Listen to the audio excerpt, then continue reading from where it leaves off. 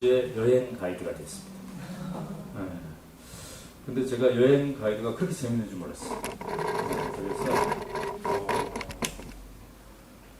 그래서 이 상도 꽤 재밌다. 네. 오마이뉴스 대표와 여행 가이드 누가 더 행복할까요? 둘 다. 네, 둘 다 나름의 행복이 있는데 오늘 이 얘기들이 이제 다 이어지는데, 그런데 본격적으로 제가 오늘 말씀드릴 지난 10여 년간의 이 변화들이 처음부터 막 이렇게 목표하고 설계하고 그랬던 게 아니라는 게 되돌아오면 저도 참 놀랐습니다. 그래서 왜 이러한 일들이 벌어졌고 또 이것은 우리에게 어떤 의미를 주는가 한번 얘기를 해볼 텐데요. 근데 이제 빼놓지 않아야 될 소개가 하나 있어요. 이게 뭐냐면 두 아이의 아빠입니다. 그래서 위에는 딸이 있고 밑에는 아들이 있습니다. 오늘 이제 엄마 학교 이렇게 돼 있기 때문에 특별히 제가 우리 아이들의 성장 과정에서 느꼈던 얘기들 이런 것들도 같이 나누려고 합니다. 이제 오전에 이런 시간에서 그런지 이제 아빠는 여기 안 계세요. 그러니까 다 이제 엄마들만 계시는데 아빠도 회원이 될 수 있습니까 여기? 안 됩니까? 가끔 옵니까? 네? 있어요? 올 수 있어요? 네. 언제? 근데 이제 그러면은 여러분들이 나는 지금 우리 집의 대표 주자로 여기 와 있다 이렇게 생각하시면 될 것 같네요. 네, 오늘 저랑 얘기를 나누면서 뭔가 느낌이 있다면 나중에 저녁에 집에서 식구들이랑 이렇게 나눠도 좋을 것 같습니다.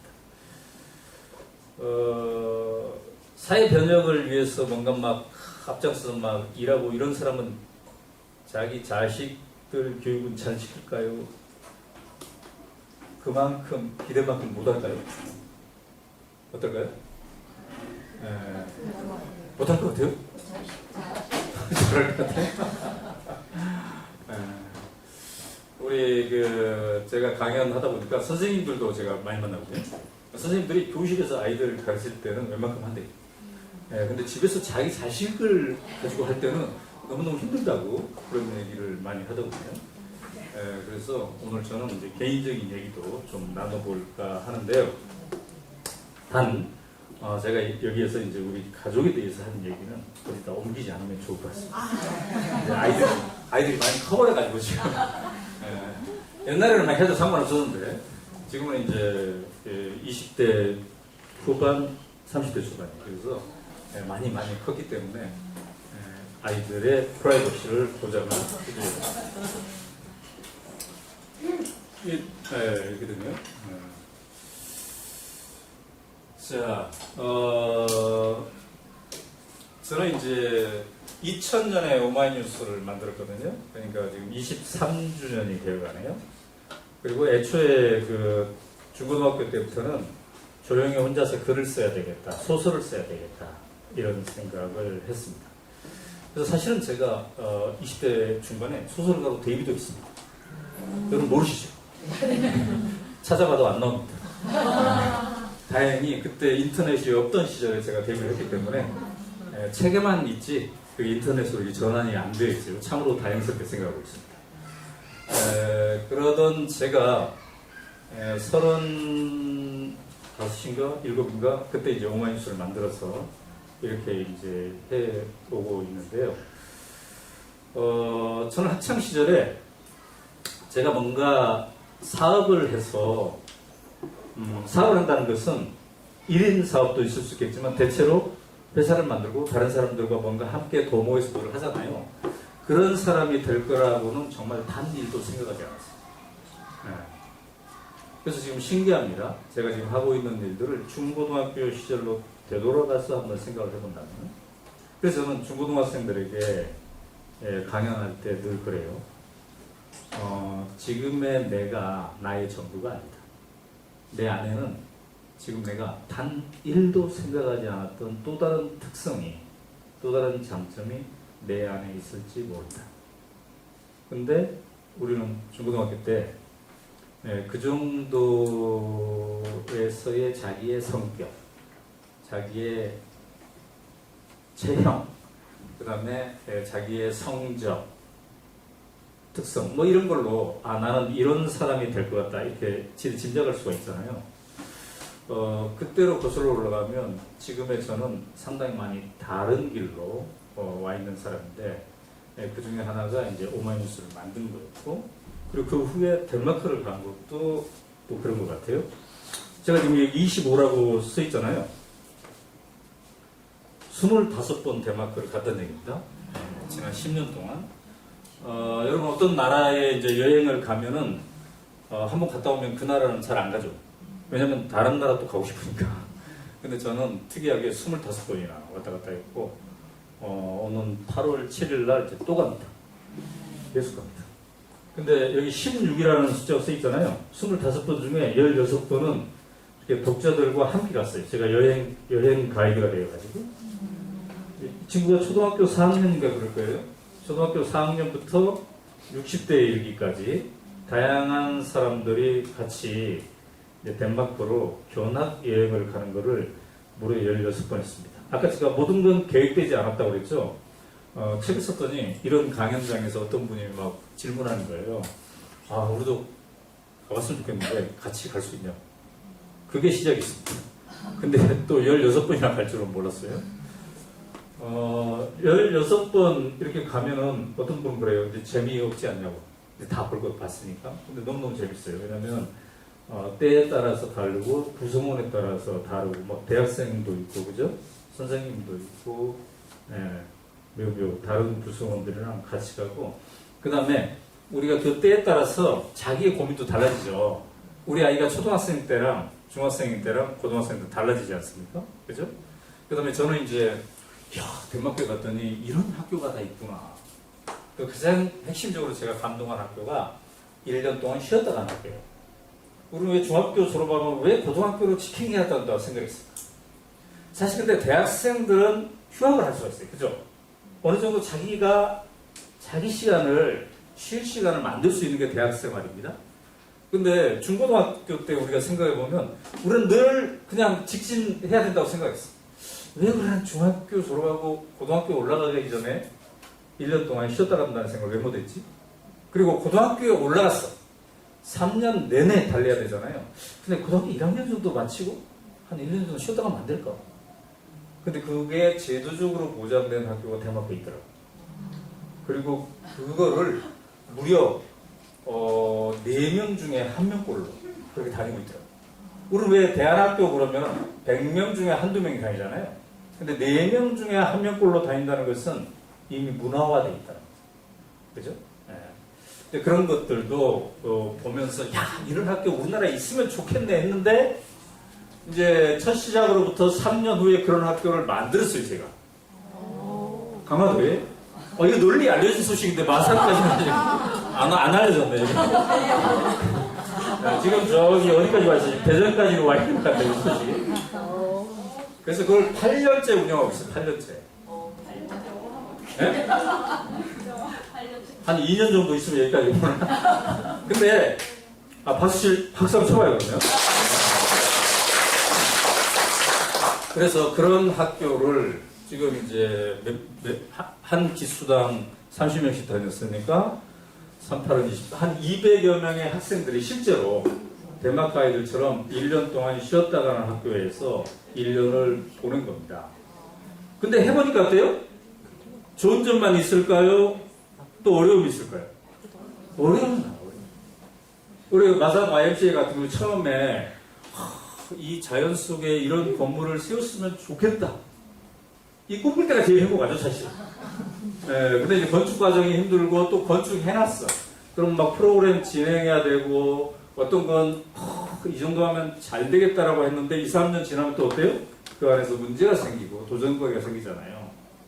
근데 16번 계속 갔다는 건 뭐냐면은 그 단계마다 새롭게 보이는 게 있더라. 처음에 꿈꿀 때는 이런 건물을 만들었으면 좋겠다. 어떻게 건물을 만들 수 있지? 이게 질문이잖아요. 근데 2, 3년 운영해 보니까 프로그램을 실질화하고 한번 참가한 사람들이 어떻게 지속적으로 참여할 건가. 또 참여한다는 게 단가? 나중에 고민이 되죠. 좀 더 의미 있는 활동은 뭔가. 그래서 고민의 단계가 계속 다르기 때문에 이런 사람들과 이렇게 16번 왔다 갔다 했던 거죠. 여러분 혹시 내가 태어난 데가 요런 정도, 이게 50가구 정도 됩니다. 이런 정도의 조그마한 시골이다 하는 분 손도 보세요. 내가 태어난 곳이. 여기에 주로 몰려 계시고. 이런 분들은 아마 제가 볼 때 인생을 살면서 다른 사람들보다 좀 더 인생을 낙관적으로 살 수 있지 않을까, 이런 전제를 제가 해보는데, 맞습니까? 안 맞습니까? 두 분? 좀 낙관적입니까? 아닙니까? 예? 평균이시고요. 평균? 좀 그래요? 좀 그래요? 왜? 접니다, 저. 어린 시절에 지게지고 남하고 있잖아요, 지금. 아마 이게 초등학교 5학년이나 중학교 1학년 정도 되는데, 제가 여기에서 태어났어요, 여기서. 요 집에서. 그래서 왜 이걸 보여주자면, 덴마크를 만약에 남의 나라라고 생각했으면 25번 안 가겠죠. 아, 이게 내 것이다. 내 것과 너무너무 비슷하다라고 생각해서 간 거예요. 내 것이잖아요, 이 동네가. 내가 자란 곳. 근데 내 것이었는데, 이제 우리 동네에는 없어, 그것이. 근데 그게 여전히 덴마크에 있더라. 그래서 간 거예요. 자, 우리 옛날 동네에서, 이런 동네에서 사신 분들이 이제 체험했을 텐데, 다 좋았는데 두 가지가 안 좋았어요. 첫째, 뭐가 안 좋았어요? 편견이라신 분? 뭔가 안 좋은 게 있으니까 편견을 하고.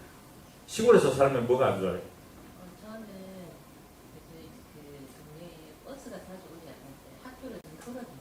아, 그게 안 좋았어요. 그것도 불편했고, 그리고 그 생활이 열악하니까 빨리 그냥 철이 든다고 하나요? 아, 너무 빨리. 네.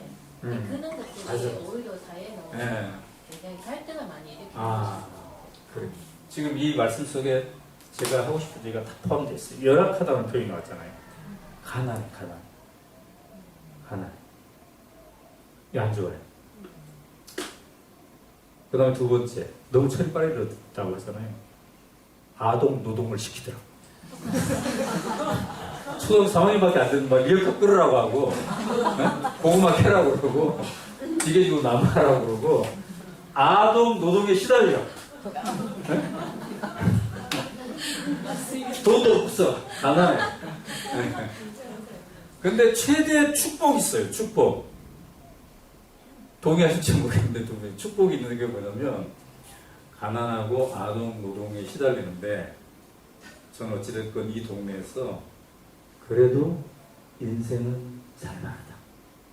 이거 느꼈던 것 같아요. 재밌어. 뭔가 정이 있어. 그래서 설 명절, 추석 명절 때 그렇게 교통이 막히는 대로 계속 가는 거예요. 응? 만약 여기에서 인생은 살만하지 않네, 이걸 느꼈다면 설 명절, 추석 명절 안 가고 싶겠지. 근데 제가 결혼하고 나서 애 둘을 낳고 우리 아내한테, 아이 둘한테 그 10시간 걸리는, 옛날에는 막 10시간 걸렸잖아요, 시골까지 가려면. 차를 타고 가면서 계속 저는 세뇌 교육을 시켰어요. 대한민국 전체에서 이렇게 좋은 동네는 없다. 막 앞에 강이 흐르고 뒤에 산이 있고 이렇게 안 하고 이런 동네는 없다. 그리고 우리 아이들한테 또 세뇌 교육 시켰죠. 거기에는 호랑이도 있다. 우리는 이번에 가서 호랑이를 잡는다. 막 이러면서 이렇게 했던 거죠. 그게 우리 아이들이 초등학교 한 1학년 때까지는 못했어요. 애들이 세상을 좀 더 알고 보더니 전남 복숭군 죽공면 용종리 말고도 더 좋은 곳이 있다. 이렇게 이제 애들이 알게 됐어요. 자, 그러면 왜 가난한데, 왜 아동노동에 시달렸는데 왜 인생은 살만하다고 느꼈을까? 그게 이제 핵심이잖아요. 가난한 데서 그 동네는 어른들이 다 초등학교만 졸업했어요. 중학교 가신 어른이 없습니다. 그래서 우리는 공부를 잘하든 못하든 우리 동창들 중학교만 가면 그 가문의 신기록을 달성했어요. 고등학교에 가면 또 한 번 신기록, 대학교 가면 또 한 번 신기록. 그래서 공부를 잘하든 못하든 우리 고등학교 할 때 우리 동창들 표정을 보면 표정이 다 괜찮았어요. 너는 공부 잘하고 나는 못해라고 막 주눅 들어 있지 않았다는 거죠. 그리고 이 아이들이 밝고 명랑했어요. 왜냐면은 엄마들이 맨날 그때 밤 9시, 10시만 되면 전기세 아깝다, 빨리 불 끄고 자라. 공부 더 하라고 한 게 아니라. 그리고 엄마 아빠들이 농사 짓느라고 바빠가지고 애들을 돌보지가 않아. 근데 이게 좋은 의미로는 뭐예요? 아이들이 스스로 자기 주도성을 키워가는 과정입니다. 여기는 축제도 없고 프로그램이 없어. 아무런 프로그램이 없어. 아이들이 스스로 노는 겁니다. 근데 너무너무 제철에 따라서 재미있게 놀아. 막 골목길에서 놀다가 배가 고픈데 닭이 한 마리 오고 있어. 그러면 누군가가 닭을 잡자. 강변에 가서 막 잡아먹고, 네? 어른들한테 또 막 혼나고, 깔깔거리고 웃고, 이 모든 것이 자기 주도적으로 이루어집니다. 네? 아이들아, 닭을 잡으려면 1번 어떻게 하고, 이게 전혀 없어. 네? 전혀 없단 말이죠. 근데, 이 동네에서 살고 있는 동창들 거의 없어요. 이제 다 떠났어요. 지금 막 청년들이 70세. 청년들이 70세. 이장님은 78세. 근데 거기에서 수많은 사람들이 저와 같은 세대, 그 밑에 세대들이 다 떠났는데, 떠날 때 어디로 떠나요? 도시로 떠나잖아요. 산업화된 도시로 떠나는데, 그때 우리 어른들은 서울로, 부산으로, 마산으로 가는 우리들에게, 우리 어른들은 어떤 당부의 말을 했을까? 어떤 인생을 살아라고 했을까, 우리에게? 저기 이제 떠난다는 건 엄청난 삶의 변화잖아요. 마치 결혼하는 것처럼 큰 변화예요. 시골에 살다가 도회지로 간다면 인생의 일대 전환. 그러면 인생의 일대 전환될 때 부모는 자식에게 너 인생을 이렇게 살아야 된다, 이 말을 해줄 거 아니에요? 이게 사실은 그 사회의 중심 철학입니다. 그럼 우리 부모는 우리에게 무슨 얘기를 했을까? 무슨 얘기를 했을 것 같아요? 저는 이제 대학을 다니기 위해서 서울로 떠났어요. 부모 세대가 무슨 얘기를 합니까, 우리? 그때는 가난을 면하는 게 핵심이었잖아요. 네? 밥 잘 챙겨 먹고. 착실히 공부했어. 좋은 직장에 취직해라. 그래야 우리가 가난을 면하지 않겠냐. 우리 집안 이런 얘기를 주로 했겠죠. 가난을 면하자. 건강해라. 이런 거 주로 했겠죠. 그죠? 네. 근데 우리 할머니는 어떻게 그 할머니가 소식을 들었는지 모르겠는데, 서울 소식을 들었는지 모르겠는데 저한테 또 하나를 얘기했어요. 서울에 가면 데모가 많다는데 데모를 하더라도 앞장은 서지 마라. 데모를 앞장은 서지. 네, 근데 이 얘기를 했어요. 제가 크게 기억에 남는 게 착실히 공부해라. 그래서 가난을 면해야 된다. 우리가 이거 갖고 그 얘기했어요. 그래서 저는 열차를 타고 서울로 가면서 어떻게 가난을 면할 것인가, 네, 이 생각을 했어요. 근데 어떤 어른도, 어떤 선생님도 우리한테 이런 얘기를 안 해줬어요. 네가 가난한 동네에서 살아. 아동노동에 시달리기도 했고. 그런데 이 동네에서 인생은 살만해. 인생은 살만해. 죽을 때가 많아. 이렇게 생각할 수 있었던 이유가 뭐냐?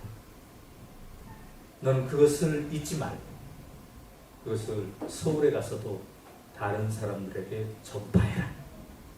그것이 우리 사회의 중요한 가치이기 때문에. 이렇게 얘기해 줄 사람이 없었어요. 왜 우리는 저 동네에서 살만하다 이렇게 생각했습니까? 저 동네에서 생존을 위해서 더불어 함께 해야 되는 게 필수더라고요. 우리 집에 모내기를 하면 우리 식구 가지고만 반드시 다른 식구들이 와야 돼. 그래서 신기하게 우리 엄마는 그때 고기 먹기 힘들잖아요. 소고기가 생기면 반드시 3분의 1을 탁 잘라가지고 옆집을 갖다 주더라고요. 알고 봤더니 그 집 식구들이 모내기 할 때 우리 집에 오더라고요. 육체적으로 건강해야 되겠죠. 네. 그 다음에 김장 우리 집에 했는데 그 집도 했는데 우리 김장을 반드시 또 갖다 주더라고요. 근데 김장 갖다 주면서 바로 옆집이기 때문에 금방 1분 안에 우리 엄마가 오셔야 되는데 30분 동안 안 오더라고요. 그 30분 동안 무슨 얘기를 해요? 어젯밤에 만약에 그 집이 싸웠으면 다 풀어주고. 저는 그런 생각이 들었어요. 이 더불어 함께 사는 것이 생존을 위해서 필요하다고 하지만 그 밑바닥에 저런 게 있는 거예요. 아, 내가 살려면 옆 사람도 살아야 돼. 내가 행복하려면 옆 사람도 행복해야 돼. 그리고 저는 어린 시절의 기억에 우리 집에서 밥 안 먹었던 기억이 되게 많아요. 그냥 놀고 있는 그 집에서 그냥 먹는 거예요. 그래서 점심 때 제가 집에 안 오면 우리 엄마가 나를 안 찾더라고요. 어딘가에서는 먹고 있을 거라는 확신이 있어요. 그리고 이 동네가 안전한 놀이터였어요. 우리 동네 중에 어디는 가지 마라 이 얘기가 절대 없었어요. 우리는 어디를 가도 안전했어요. 물론 강가에 가가지고 깊은데 뭐 가지 마라 이런 얘기를 들었어도 어느 골목에 가지 말고 어디로 가지 이런 얘기가 없었다는 거죠. 안전한 놀이터였어. 누구네 집에서 밥을 먹어도 이상하지 않은. 그리고 배제가 없었어요. 너는 공부 못하니까 축구회 하지 마. 너희 집은 가난하니까 끼지 마. 이런 배제가 없었어요. 자, 그런 것들이 있었는데 이게 이 농촌이 이제 인구도 줄고 도시화되면서 그 문화가 서서히 사라졌죠. 제가 서울에 딱 갔더니 가장 큰 차이가 옆집 아파트에 누가 사는지를 모르고도 살 수 있다는 거죠. 시골에서는 온 동네 사람을 다 알잖아요. 같이 막 더불어 함께 하는 거잖아요. 그런데 신기하게 말이죠. 이게 대만입니다. 코펜하겐. 자, 이 건물은 도시화되고 현대화된 코펜하겐을 상징적으로 보여주잖아요. 이제 덴마크도 마찬가지고 대한민국도 마찬가지고 농업 인구는 옛날에 농경사의 공동체를 꾸린 농업 인구는 5% 미만이에요. 인구가. 다 현대화됐죠. 도시화되고. 그런데 어떻게 해서 이 현대화된 코펜하겐 시내에 내가 어린 시절에 느꼈던 전남 곡성군 죽곡면 용정리의 그 분위기와 그 마음이 여전히 살아있을 수 있을까? 이게 저의 핵심적인 충격이었어요. 그러니까 우리 동네에서는 잃어버리고 있는 것들을 왜 저기에서는 계속 유지하고 있을까? 왜 우리 옛날에 어렸을 때 이 골목에서 놀다 말이죠. 저런 우리 동네 같은 경우는 이제 산이 있기 때문에 해가 먼저 지는 골목이 있어요. 그럼 그 골목에서 놀다가 해가 여전히 있는 골목으로 애들이 이동해서 놉니다. 똑같은 거를 여기에서 발견했어요. 이게 뭐냐면 코펜하겐 대학 기숙사입니다.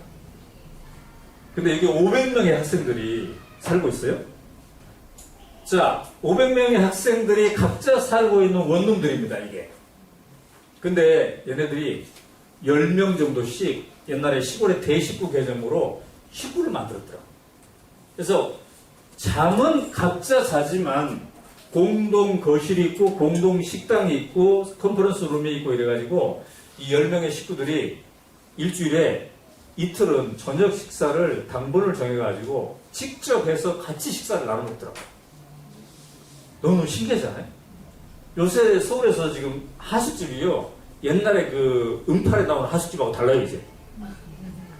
우리 때 하숙할 때는 하숙하면서 막 얘기도 하고 치킨도 같이 하고 사귀기도 하고 막 이랬잖아요. 요새 하숙집 우리 딸이 해봤는데 내가 물어봤어요. 그 집에 몇 명이 있니? 몰라. 모른다. 자기가 정한 시간에 가서 쏙 밥 먹고 그냥 가고 절대로 옆하고 이렇게 안 썩는 그런 거라. 예? 각자 자기 생활을 하기에 바쁘지 옆 사람이 뭘 공부하고 무슨 고민을 하고 그래서 살갑게 서로 대화를 하고 이런 문화가 없었다. 근데 여기에는 10명씩 그것도 과를 다 다르고 대학도 다른 이게 한 대학 기숙사가 아니라 여러 대학에서 아무나 올 수 있는 기숙사예요. 일부러 여러 대학을 섞고 과도 섞고 이래가지고 10명씩 식구를 만들어서 무려 일주일에 2번은 식사를 같이 먹는다. 해먹는다. 자기들 직접. 근데 자 제가 간 날 파티가 열리고 있어요. 파티가. 여기에서. 만약에 501호에서 파티가 열리고 있었어. 근데 이제 해가 서서히 지잖아요. 그러면은 701호로 이동을 해. 또 거기서 지면은 901호로 이동을 해. 이게 옛날에 우리가 시골에서 골목길 이동하면서 했던 거랑 똑같은 그런 게. 네. 서울의 한 고3 교실에 제가 강의 갔더니 반장이 교실 출입구 문에다가 적어놨더라고요. 다른 반 학생들 우리 교실 들어오면 죽어. 3학년 1반 반장! 딱 적어놨더라고요. 자, 여기는 왜 그게 유지가 되고 있을까? 그 유지가 되고 있는 게 노동조합 비율이 무려 70%예요. 대한민국 노동조합 비율이 10%죠. 그러니까 옛날에 시골에 더불어 함께하는 문화가 현대 도시에도 이렇게 계속되고 있다는 것이 그 비율이에요. 협동조합, 생활협동조합 있잖아요. 그 비율, 그게 한 50% 이상 됩니다. 저 사람들이 늘 그런 얘기를 해요. 우리는 전 세계에서 가장 조직화된 나라입니다. 더불어 함께가 계속 유지되고 있는 나라예요. 근데 도시엔 신기한 게 있어요. 행복의 조건, 연대, 더불어 함께잖아요. 조직화된 나라. 연대만 있으면 그것도 또 깝깝해질 수 있어요. 그죠? 근데 자유, 밀실의 자유가 또 엄청나게 보장이 된다. 바로 이 건물이 그걸 상징하는 거예요. 모든 학생이 자기 원룸을 갖고 있어. 밀실 보장돼. 프라이버시. 개인의 자유. 근데 더불어 함께가 있어. 야, 이 두 가지의 조화를 잘 한다는 게 쉽지 않을 텐데. 아, 이 사회는 오랜 동안 저기 돼 있었구나. 이런 생각을 해봅니다. 근데 저 사회가 이제 특히 부러워졌던 거는 이런 요소들 때문에. 자, 우리나라 지금 출산율이 되게 막 곤두박질 치고 있잖아요. 근데 출산율에 대해서 걱정 안 하는 사람도 있으나 저는 좀 걱정하는 편이에요. 덴마크는 1.67이잖아요. 우리 21년에는 0.8이고 지금 더 이제 떨어졌는데 OECD 평균은 요거잖아요. 자, 왜 아이를 낳습니까? 라는 질문을 하면 덴마크 사람들 중에 상당수는 제가 낳는데 우리 동네가 키워줍니다. 우리 사회가 키워줍니다. 그래서 저는 낳습니다. 이런 얘기를 하는 사람이 많아요. 자, 우리는 왜 안 낳습니까? 라는 얘기를 쭉 하다 보면은 그 근저에 이게 있어서 조금 슬퍼져요.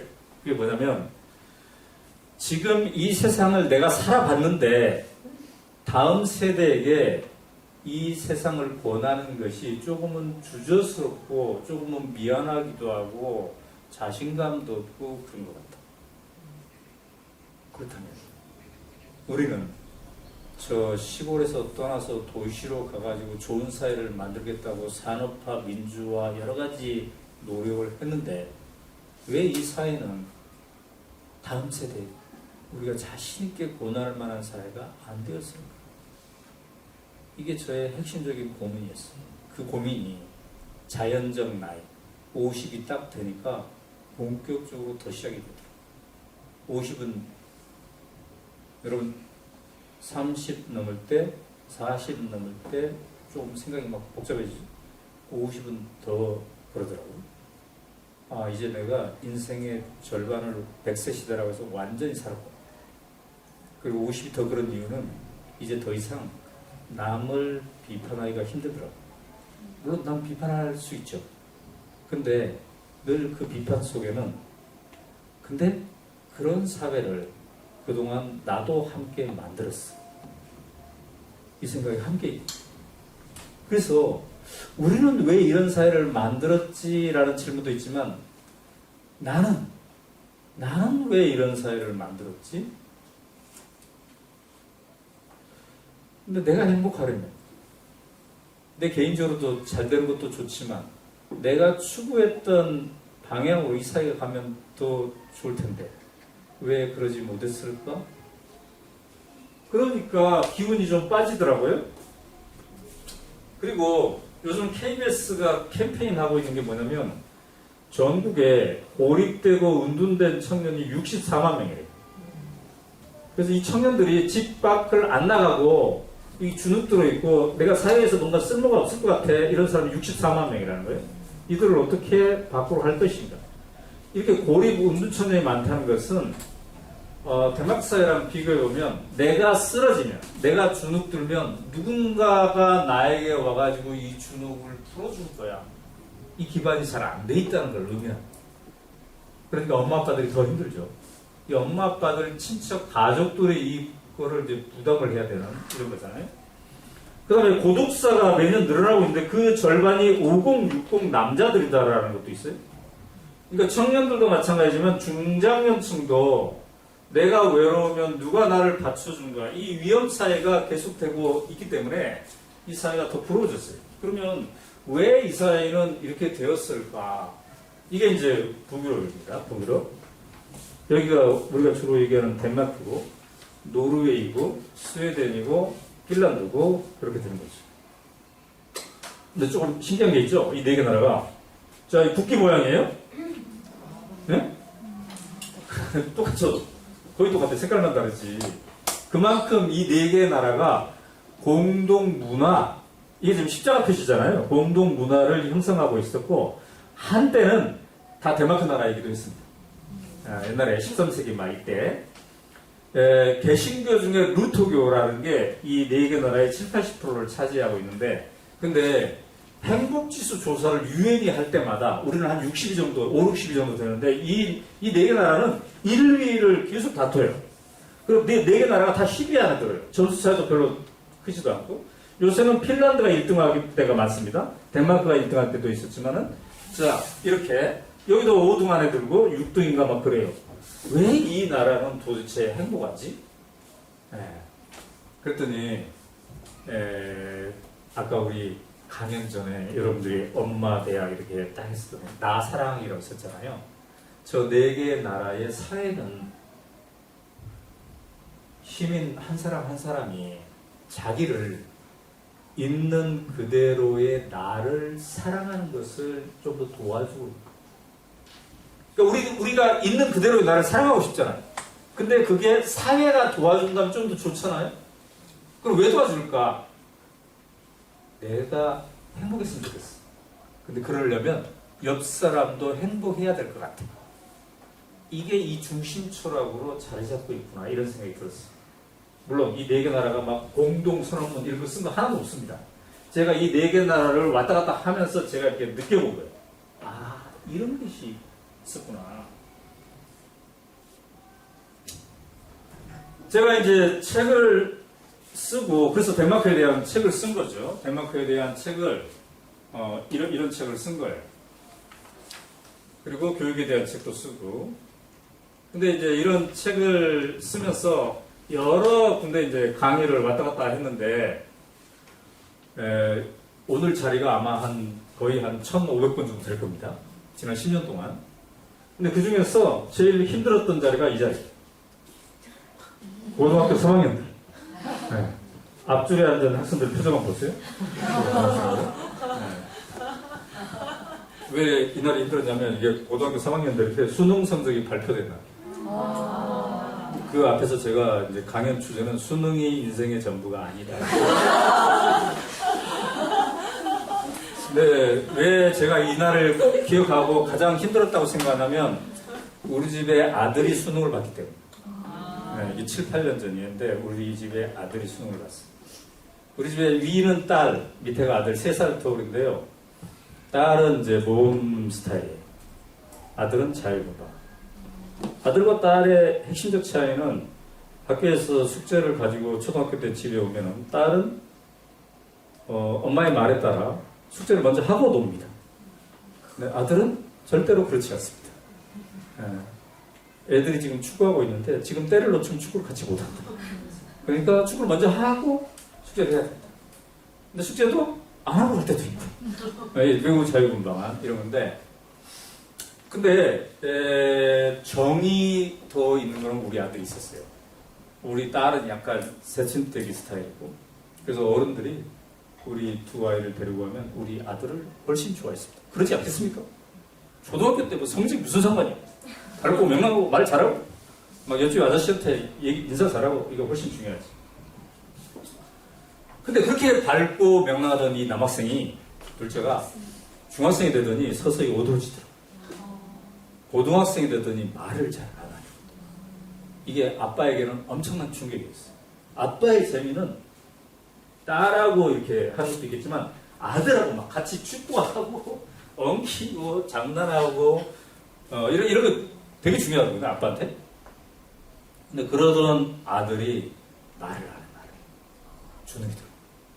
근데 이 과정을 추적해 봤더니 나의 장점을 내가 더 이상 장점으로 카운트할 수 없을 때 이런 일들이 벌어져요. 나의 장점이 뭐예요? 누나의 장점은 공부 잘하는 거. 나의 장점은 정이 많은 거. 근데 이 정이 많은 거에 대해서 아무도 더 이상 카운트를 안 해줘. 초등학교 때까지는 카운트를 해줬는데 네. 고등학생이 되어서 옆집 아니지 반 친구 할아버지가 돌아갔다고 도발로서 앞도 조문을 정이 있기 때문에. 근데 아무도 이걸 칭찬 안 해. 네? 네. 그래서 이제 아빠는 이게 가장 충격이었어. 가장 충격. 그래서 얘를 어떻게 말을 하게 만들지 다시. 그래서 이제 제가 막 이탈리안 레스토랑도 데리고 가고 있어. 왜냐면 얘가 좋아하는 이탈리안 레스토랑 우리 교회 집사님이 하는 집이 있거든요. 예.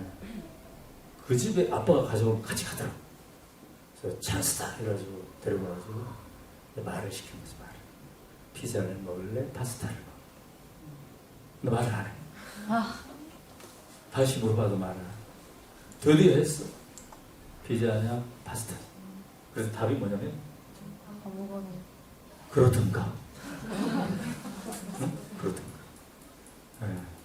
그러든가 여기에 매우 많은 게 함축돼 있어. 그죠? 애들이 수학이 힘들면 선생님 얘들아 그럼 우리 조를 짜서 한번 해볼까? 아니 이런 방식으로 해볼까? 근데 눈에 써 있어. 그러든가. 난 관심 없어요. 근데 초등학교 때 뭐든 관심 있고 막 얘기하던 애가 왜 이렇게 됐을까? 근데 걔가 이제 고등학교 1학년 때 어느 대학을 목표로 하고 있다는 건 내가 파악을 했어. 근데 그 파악을 하는 순간 판단이 있었어요. 못 간다. 그 대학에 못 간다. 얘가 이 상태로는 절대 못 간다. 그래서 이제 계획을 세웠죠. 고등학교 3학년 때 지가 원하는 대학에 못 가도 자기를 미워하지 않았으면 좋겠다. 네. 왜냐면 인생을 사는 데 있어서 제일 중요한 게 있는 그대로의 나를 사랑하는 거니까. 내가 원하는 대학 못 갔다고 막 주눅 들어있고 밥도 안 먹고 울고 나는 이 세상에 쓸모없는 것 같아. 그러면 얼마나 엄마 아빠의 이 가슴이 찢어지겠습니까? 있는 그대로의 나를 사랑할 수 있도록 계속 내 책도 읽히고 때때로 막 얘기도 하고 그렇게 했어요. 그런데 막상 수능을 보더니 가치점 해보잖아요. 가치점 막 자기를 안 사랑하더라. 네, 울고. 네. 그래서 진짜 착잡한 마음으로 갔더니 네, 우리 아들이랑 비슷하게 생긴 애들이 이렇게 많더라고요. 저쪽에. 그래서 제가 이 강연장에서 이제 고백했어요. 사실은 우리 집에도 한 아이가 있고 지금 힘들어하고 있다. 오늘 공식 성적표가 나왔으니까 더 힘들 테인데 이런 아들에게는 너 입장에서 한번 생각해봐봐. 이런 아들에게 엄마 아빠가 뭐라고 해주면 위로가 되니?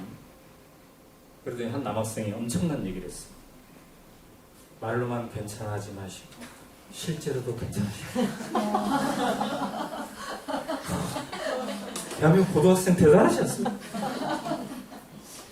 이게 뭔 얘기인지 알았더니 자기 엄마 얘기. 첫날 가채점 할 때 엄마한테 그때 미안해 엄마. 엄마가 나를 3년이나 보살펴줬는데 엄마가 원하는 대학 나 못 갈 것 같아 미안해. 근데 엄마가 말로는 괜찮아. 근데 그날 저녁에 엄마가 설거지를 하시는데 그릇들이 너무 세게 묻었어. 다음날 일어났는데 머리가 아프다고 하시고. 저는 이 고등학생 했던 얘기 중에 핵심이 담겨져 있다고 생각하는 게 행복 사회는 별게 아니고 행복한 인생은 별게 아니고 실제로도 괜찮은 게 행복하고 그러면 사회가 그거를 도와줘야 되잖아요. 덴마크를 갔더니 그걸 사회가 너무너무 도와주고 있더라. 아까 그 주눅든 우리 학생들 표정 이건 뭐예요? 내가 이 사회 이 성적 가지고 이 대학 가지고 내가 이 사회에 가서 과연 쓸모있는 인간이 될까를 벌써 걱정한다. 불안, 초조, 긴장. 나의 역할은 있을까? 근데 이 아이들은 졸업하는 날이에요. 고등학교 3학년 졸업하는 날 다 같이 춤추고 노래하고 있어요. 이게 덴마크의 100년 이상 된 전통입니다. 졸업을 하면 트럭을 임대해가지고 카퍼를 들어가요. 3학년 1반 트럭, 3학년 2반 트럭. 전교생이 다 타고. 근데 이 카퍼레이드가 무려 10시간이나, 10시간. 10시간 하는 이유는 모든 반 아이의 집을 방문하기 때문에. 그래서 그 집, 저 집 다 돌아다니면서 그 집 엄마 아빠한테 인사합니다. 우리가 지난 3년 동안 당신 자식과 잘 지냈습니다. 감사합니다. 이 마을 공동체가 살아있으니까 저게 되겠죠? 그 다음에 어떤 집이든 기본적으로 있는 그대로의 나를 사랑하는 수준이 있으니까 저게 가능하겠죠. 그죠? 근데 더 의미심장한 것은 덴마크는 대학, 우리 아이들은 대학이 되게 중요한데 덴마크는 대학이 다 공짜입니다. 모두가 국립대학이었어. 심지어는 월급까지 줘요. 월급. 매달 120만 원씩 줘요. 공짜이고 월급까지 준다. 공부에 전념을 하고. 그런데 대학에 가는 인구가 40%밖에 안 돼. 나머지 60%는 안 가는 거죠. 왜 공짜이고 110만 원까지 주는데 안 갈까? 아까 여기 얘기했죠? 다른 길로 가도 실제로 괜찮아. 만약에 현재 대한민국 사회에서 야, 너 공부 힘들지? 공부 안 해도 돼. 아우, 대학 안 가도 된다. 대학 안 가도 충분히 행복하게 살 수 있으니까 그렇게 그냥 해, 너는. 이러면 아이가 그럴 거예요. 엄마는 세상 물정을 너무너무 몰라. 네? 근데 덴마크 저 아이들은 왜 60%가 아, 그래도 되는구나. 왜 이렇게 생각할까요? 그는 이미 자기 눈에 볼 때 삼촌이, 이모가, 옆집 아저씨가 대학 안 가고 세탁소하고 식당 종업을 하고 택시기사하고 벽돌공이 되어도 충분히 자기를 사랑하면서 살 수 있구나. 이거를 이미 봤기 때문에. 자기도 그럴 수 있고. 그럼 그런 사회는 왜 됐을까? 왜 의사, 변호사, 사장, 교수만 행복한 사회가 아니라 벽돌공, 식당 종업, 택시기사도 왜 자기를 사랑해야 할까요? 이거는 다른 구성원들이 내가 행복하려면 저 사람도 행복해야 돼. 저 사람도 있는 그대로의 나를 사랑하는 사람이 되어야 돼. 라는 게 사회적으로 합의가 되어 있기 때문에 저게 가능한 거겠죠. 그렇다면은, 그래서 행복한데 그 합의를 하기까지 도대체 무엇은, 어떤 방법으로 했을까? 그래서 저는 궁금했던 거예요. 이 힘이 뭘까? 이 힘이. 그리고 그런 게 말이죠. 한 100년 이상 계속 저런 철학을 중심으로 해온 거예요. 여러분 혹시 그 소설 제목 기억났어요? 우리 저 때는 교과서에 실렸는데 심훈의 농촌소설 산록수 기억나요? 이게 1935년에 쓰여진 소설이에요. 일제시대 때. 근데 그 소설이 덴마크 농촌을 따라 배우자는 게 주제예요. 여러분 잘 몰랐죠? 네. 왜냐면 그 소설에 어디에도 덴마크라는 단어가 안 나와. 그 최영신이라는 주인공과 교수 이런 사람 막 나와서 우리 농촌으로 갑시다 그러잖아요. 왜냐면 왜 덴마크라는 말이 안 나오냐면 대신 한자로 정말이라는 단어가 나와. 정말. 그때 덴마크는 우리나라에서 정말이라고 불렀어. 덴마크라는 표현이고. 네, 정말. 그러니까 그때부터 우리의 이상향이었던 거죠. 1935년부터 덴마크가 그때는 농촌사회. 근데 지금은 이제 다 농촌사회 없어. 거기도 아니 농촌사회는 소수야. 5%. 우리도 5%. 다 도시화 산업화됐어. 그런데 어떻게 지난 100년 동안 그 농촌사회에서 있었던 이게 현대화된 여기까지 올 동안 내가 행복하려면 옆 사람도 행복해야 돼. 내가 있는 그대로의 나를 사랑하고 옆 사람도 그래야 돼. 이 생각이 어떻게 됐을까? 그거를 파느라고 25번 왔다 갔다 한 거죠. 그랬더니 아하 여기에 있구나. 여기. 교육이 있다. 그 교육의 핵심이 이 가치들을 이전시켜주는 거예요. 우리가 아이들을 교육시키잖아요. 집에서도 학교에서도 동네에서도 교육시킵니다. 그럼 교육이 뭘까? 교육이. 내가 아이를 교육시킨다고 하는데 이 교육이 뭐지? 나는 뭘 하고 있는 거지? 그 교육을 어떻게 규정하냐는 교육학자마다 엄마 아빠마다 다 다를 거예요. 근데 저는 지난 10년 동안 왔다 갔다 하면서 교육을 이런 식으로 규정해 봤어요. 교육은 그 사회의 중심 철학을 다음 세대에게 권하는 거예요. 근데 왜 권해요? 우리가 살아봤더니 괜찮은 거야. 그러니까 너희도 그렇게 하면 좋을 것 같아. 이게 권하는 거야. 뭘 권해? 중심 철학을 권하는 것이다. 중심 철학. 그 중심 철학에 있는 그대로 어떻게 나를 사랑할 것인가, 그리고 이거를 어떻게 다른 사람과 함께 할 것인가, 이게 있는 거죠. 중심 철학은 교실에도 통하고, 우리 집에서도 통하고, 내 개인에게도 통하고, 국회에서도 통하고, 시장 통해서도 통하는 그 무엇, 이걸 우리가 중심 철학이라고 볼 수가 있겠죠. 그래서 저는 그 중심 철학과 함께 이 네 가지를 한번 정리해봤어요. 자, 이 네 가지를 정리하는 과정에서 굉장히 중요한 역할을 한 게 누구였냐면, 덴마크 사람들도 있지만, 덴마크에서 본 것도 있지만, 저에게 정작 또 다른 중요한 50%가 있었는데, 그들이 누구였냐면, 우리 대한민국 사람들. 제가 이 책을 쓰고 1500번 이런 자리를 만들었다고 했잖아요. 수많은 사람을 만났을 거 아니에요? 그런데 굉장히 의미심장한 걸 발견했어요. 아하, 덴마크가 덴마크에만 있지 않고 덴마크는 대한민국 곳곳에도 있고, 덴마크를 모르고 있는데, 덴마크 사람도 아닌데 이미 덴마크 사람들 수준의 행복 지수를 누리면서 사는 개인이 있구나, 그런 집안이 있구나, 그런 회사가 있구나, 그런 동네가 있구나. 근데 그들은 왜 그러지? 그들은 어떤 힘이 있길래 그러지? 아, 그들은 스스로 선택하는 힘, 자기 주도성, 이게 있구나. 남이 강남 간다고 그냥 가지고 가는 게 아니라 항상 왜라는 질문을 던져. 내 스스로. 그 다음, 아, 그들은 있는 그대로의 나를 사랑하는 거. 아, 그들은 협력의 기쁨을 아는 거. 남이랑 같이 하면 나만 손해 아니야? 아우, 나 시간도 없는데. 그게 아니라 남과 같이 했더니 내가 손해가 아니라 내가 확장되네, 이 경험을 했고. 그 다음 마지막으로, 그들은 인생이 살만하다, 이 낙관주의가 있구나. 그리고 인생이 지금 이미 결정된 게 아니라 내 인생은 내가 죽는 날까지 계속 성장 중에 있구나, 이런 생각을 하는 거야. 이 네 가지. 맨 위에 제가 써놨죠? 우리는 도대체 왜 배울까? 오늘 우리는 이런 자리를 왜 만들까? 뭔가 배우자고 하는 거잖아요. 근데 우리는 또 아이들을 가르치고 있는데 왜 도대체 가르치는가? 도대체 우리는 뭐 어떤 힘을 주려고 그러는 건가? 근데 이런 힘을 가진 사람들이 사회에 나가고, 그들이 사회를 만들 때, 아, 저렇게 개인도 행복하고 사회도 행복한 그런 게 가능하겠네, 이런 생각을 해본 거죠.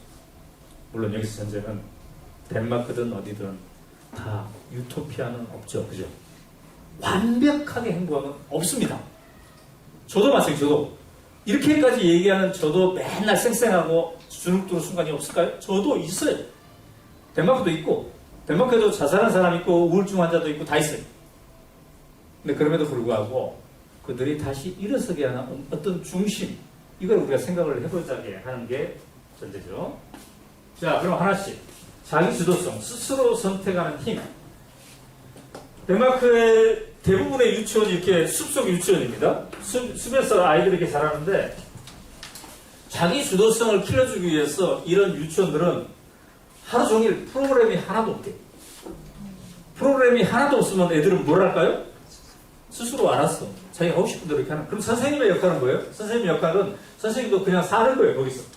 사과 따면 사과 따고, 닭 있으면 모기 주면 모기 주고 이렇게 하는 거예요. 그러면 애들이 관심 있으면 거기 가서 한다는 거예요. 이게 다 자기 주도성을 키워주기 위해서 이렇다는 건데, 저랑 함께 한 사람들이 엄청 부러워하더라고요. 역시 덴마크의 선진교육이 이래서 다르고. 근데 저는 안 부러웠어요. 왜냐면 제가 어디서 자라났어요? 전남 복성군 북구면 영정. 네. 사실 제가 덴마크에 가서 제 고향을 너무 좋아해 봤어요. 우리 고향은 덴마크의 숲 유치원보다 훨씬 선진적이었고, 우리는 유치원도 없고 선생님도 없었는데 자기 주도성을 키워가고. 네? 그럼 왜 그랬어요? 제가 그래서 우리 학부모님들이랑 얘기할 때 이 모션을 항상, 여러분 이 모션 기억하세요? 첫 번째로는 우리가 아이를 사랑해야 할 것 같아요. 품어줘야 되고 챙겨줘야 돼요. 왜? 아이들은 잘하고 있기 때문에. 그 다음에 아이들이 세상 속에서 막 상처받고 가는데 엄마라도 챙겨줘야지, 아빠라도 챙겨줘야지. 그래서 무조건적으로 사랑해주는 게 되게 중요하죠. 1등에서가 아니라 축구를 잘해서가 아니라 그냥 무조건적으로 사랑해주는 거. 누군가, 이 세상에 누군가 최종적으로 나를 사랑해주는 그 누군가가 있다라는 거. 물론 그게 종교적인 사람도 있겠지만은 일단 현실적인 가정에서는 우리 엄마 아빠가 나를 이렇게 사랑해주는 거예요.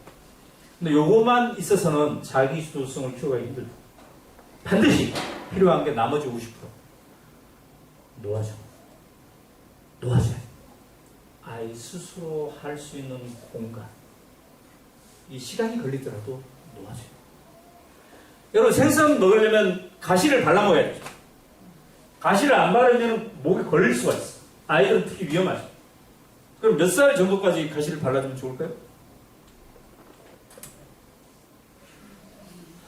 그러더니 나이 지으던 어머님이 자기 집에 지금 30살 아들이 있는데 아직도 발라주고 있대요. 그래서 내가 언제까지 발라주실 거예요? 그랬더니 내 손이 덜덜덜 떨려가지고 더 이상 가시를 못하고 나는 발라줄 수밖에 없다. 나는 그런 식으로 얘기를 하더라고요.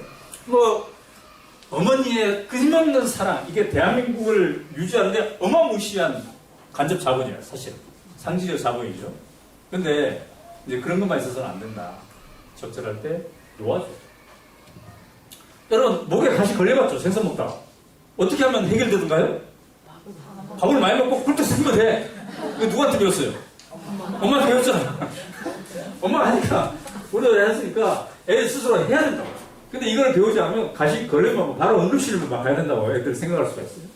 자기 주도적으로 해보는 경우. 근데 말이죠. 너무너무 안타깝고 충격적인 게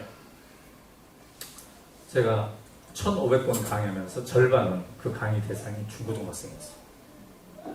제 책이 우리도 행복할 수 있을까가 중고등학교 책 10군데 실려 있습니다. 그래서 필수로 막 애들이 읽는 사람들이 많은데 그래서 학교에 많이 갔는데 너무너무 충격적인 게 그 아이의 몇 %가 아침에 엄마 아빠가 안 깨워도 스스로 일어날까요? 대한민국 중고등학생의 몇 %가 스스로 일어날까 아침에? 15%밖에 안 되죠. 85%가 엄마가 깨워야 돼요. 물론 그런 아이가 우리 집에도 있었어요. 우리 아들이. 네? 네. 딸은 벌떡벌떡 일어나서 가. 근데 우리 아들은 절대 안 일어나. 오히려 초등학생 때 일어났어. 근데 그 후에 안 일어나. 그래서 내가 우리 아이를 흉봤어요. 대학교에 선생님한테. 우리 애가 고등학생이 됐는데 아침에 못 일어나고 아침마다 전쟁을 치르고 있다. 그러더니 대학 선생님이 그러더라고. 네 아이를 너무 흉보지 마. 네 아이를 잘 관찰해봐. 네 아이는 원래 못 일어나는 아이가 아니야. 그러고 보니까 유치원 때, 초등학교 때 초반에는 벌떡벌떡 일어났어. 배가 고프기도 했겠지. 근데 어느 순간부터 못 일어나기 시작했어. 네 아이를 잘 관찰해봐요. 어느 순간은 일어날 것이다. 그래서 잘 관찰했더니 일어났어 진짜. 어떤 날은 일어나. 학교 안 간 날. 학교 안 간 날 일어나. 가슴이 설레는데 학교 안 간 날. 그 다음에 친구들이랑 새벽 5시에 서울역에서 만나기로 한 날 일어나. 엄마가 안 깨워도. 그 다음에 지가 좋아하는 축구팀, 영국 프리미어, 에버팀 새벽 4시 하면 3시부터 일어나서 응원 준비하고 있습니다. 자기 주도성이 언제 발휘되는지 있다는 거죠. 그죠? 여러분, 15%의 아이들은 왜 일어날까요? 아침에. 엄마가 안 깨워도 왜 15% 아이는 일어날까? 그래서 내가 그 귀한 아이들한테 다 물어봤어요. 너는 왜 일어나니? 너는 어쩌다 그런 아이가 됐니? 그랬더니 놀랍게도 이런 말을 한 사람들이 많아요. 저는 우리 엄마가 나를 안 깨워줄 게 확실시 됐어. 제가 혼자 벌떡벌떡. 그 집 아들이 그래요? 네. 네. 엄마가 못 일어나는 거죠. 애가 먼저 일어나가지고 엄마를 깨우는 거죠. 그죠? 네. 엄마가 모든 걸 챙겨줘. 그러면 애들이 계속 못 일어나. 그래서 제가 제 개인 유튜브, 저는 지금 유튜브 2개 하고 있는데, 오마이뉴스에서는 이 회사 유튜브, 회사. 이건 구독자가 150만 명. 근데 제 개인 유튜브는 23,000명인데, 거기에서 지금 캠페인 하고 있어요. 전국의 엄마, 아빠들이요, 우리 아이를 아침에 깨우지 맙시다. 지각하더라도 깨우지 맙시다. 그 영상 나중에 꼭 한번 보세요. 네. 그 다음 선생님이랑 상의하고, 선생님, 우리 아이는 지금부터 지각을 할 겁니다. 자기 주도성을 키워가는 과정이니까 이해해 주시기 바랍니다. 하면서. 자, 이 숲 유치원 옆에 어린이집이 있더라고. 어린이들이 낮잠 자는 데래요, 여기가. 자기 개인 쪽에. 근데 1살, 2살, 3살이 자는데 이게 있어, 이게. 사다리가. 이게 뭐예요? 그랬더니 1살, 2살, 3살 애들이 올라가 보라고. 근데 올라가다가 쿵 하고 떨어지겠죠. 떨어질 수도 있겠죠. 근데 할 수 있는 애를 해보라. 그럼 저 과정에서 위험할 수 있잖아요. 자, 자기 주도성은 키우려면 엄마 아빠가 위험을 제어해 주는 게 아니라 위험에 도전해보는, 문제에 도전해보는, 서서히. 그 과정에서 키워줍시다. 그래서 노화주의가 필요한 거예요. 노화주의가. 여러분, 어떤 학교가 좋은 학교예요? 어떤 분은 막 좋은 대안학교를 찾아서 갈 수 있잖아요. 좋은 대안학교. 근데 만약에 엄마 아빠의 취지가 그 좋은 대안학교는 문제가 없기 때문에, 위험이 없기 때문에 나는 보낸다라고 한다면 나중에 후회할 수도 있어요. 그 엄마 아빠의 취지가 학교를 보낼 때 위험과 문제를 발라주는, 가시를 발라주는 게 아니라 위험과 문제가 우리 사회에 있다면 그 학교에도 적절하게 반영될 수도 있다. 그 위험과 문제를 우리 아이가 직면해서, 회피하지 않고 직면해서 풀어갈 힘을 서서히 길러가는가. 이게 가장 중요합니다. 근데 위험과 문제를 직면할 기회를 주지 않아 말아요. 모든 걸 엄마 아빠가 다 챙겨줘. 그럼 얘는 끊임없이 어린아이가 되는 거죠. 아이를 젊은 어른으로 대접할 것인가, 계속 어린아이로 만들 것인가. 저 북유럽 나라들의 교육을 보았더니, 아, 이래서 젊은 정치인들이 저렇게 많구나. 충격적이에요.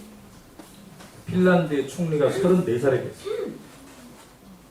교육부 장관이 32살. 재무장관도 32살. 내무장관 34살. 덴마크는 더해. 30대 장관이 이렇게 많아요. 왜 30대에 이렇게 많은 장관이 있어요? 이미 중고등학교 때부터 젊은 어른으로 대접받고 자기 주도성을 키우기 때문에 이게 가능해요. 핀란드 총리가 지금 34살이잖아요. 우리 딸이 지금 31살이에요. 3년밖에 안 남았어요. 대한민국 총리 되려면 3년밖에 안 남았어요. 우리 딸이 만약에 총리가 되면 나는 편안할까? 아빠는 안 편할 것 같아. 도대체 우리나라 국정을 어떻게 운영할지. 네? 요즘 집 방청소를 하는 걸 내가 보고 있는데 대한민국 청소는 어떻게 할지 걱정이 많아요. 근데 왜 저 사람들은 34살 총리 시키고 30대 이렇게 많이 장관을 시켜도 마음 편히 있을까? 자기 주도성. 위험과 문제에 직면해서 그거를 풀어가는 힘. 근데요, 이게 문화가 돼 있더라고요. 문화. 가장 큰 차이가 뭐냐? 대한민국 중고등학생과 덴마크 중고등학생의 가장 큰 차이가 뭐냐? 라고 묻는다면은 오후 3시 이후에 무엇을 합니까? 우리는 오후 3시 이후에 학원 가는 인구가 7, 80%라고 해요. 그러니까 오후 3시 이후에 또 공부를 합니다. 근데 덴마크 사람 학생들은 고등학교 3학년까지도 거의 80%가 삶의 현장으로 갑니다. 파트타임 노동자가 돼서. 왜? 18세부터는 경제적으로, 공간적으로 부모로부터 독립해야 돼요. 그러니까 일하는 현장으로 가는 거예요. 그러니까 오후 3시까지 공부했다는 건 무슨 의미예요? 일하는 현장에서 이 공부를 적용하기 위한 공부입니다. 삶을 위한 수업이에요. 삶을 위한 수업. 네. 그러니까 이 중고등학교의 생활이 삶을 치러가는 과정이기 때문에 30대가 되면 장관을 하는 거예요. 우리가 그 지덕체라는 얘기 들었잖아요. 지덕체. 전인글. 머리랑 심장과 가슴과 이 손발을 다 움직이는 거. 근데 머리만 움직이면은 이게 안 되는 거죠. 내 심장, 감성적인 생활을 해야 되고, 팔다리, 몸을 움직여야지 제대로 된 어른이 되고 성장하고, 그 다음에 정신적으로 또 건강한 거죠. 근데 계속 머리만 써. 감성은 작동되지가 않아. 팔다리를 쓴 노동은 안 해. 이러면은 정신적으로도 나중에 문제가 생길 가능성이 훨씬 많아요. 요즘 우리 아이들이 정신적으로 힘든 아이들이 많아진 이유도 그런 게 하나. 여러분 기말고사 앞두고 만약에 남자친구를 사귀었어. 중학교 3학년 여학생. 기말고사를 이틀 앞두고 남자친구한테 연애 편지를 쓰고 싶어. 지금 써야 돼요. 꼭 잡고 이틀 후에 기말고사 끝나고 쓰면 돼요.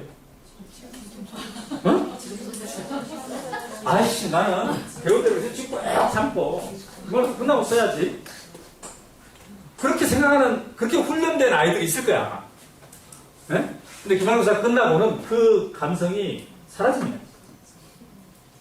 네?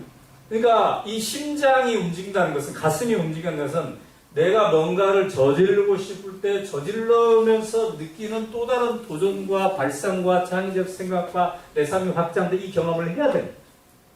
그 다음에 모내기도 해보고 등산도 해보고 축구도 해보면서 내 손발이 움직이면서 이게 있어야 된다. 근데 이런 건 없고 이것만 계속 쳐. 그러면 그런 아이가 커가지고 고등학교 3학년이 돼서 엄마 아빠한테 뭐죠? 어버이날 편지 쓰면 어떻게 글이 나와요? 이게 없는 거지. 이게 없이 나온 거예요. 누가 이렇게 만들었어요?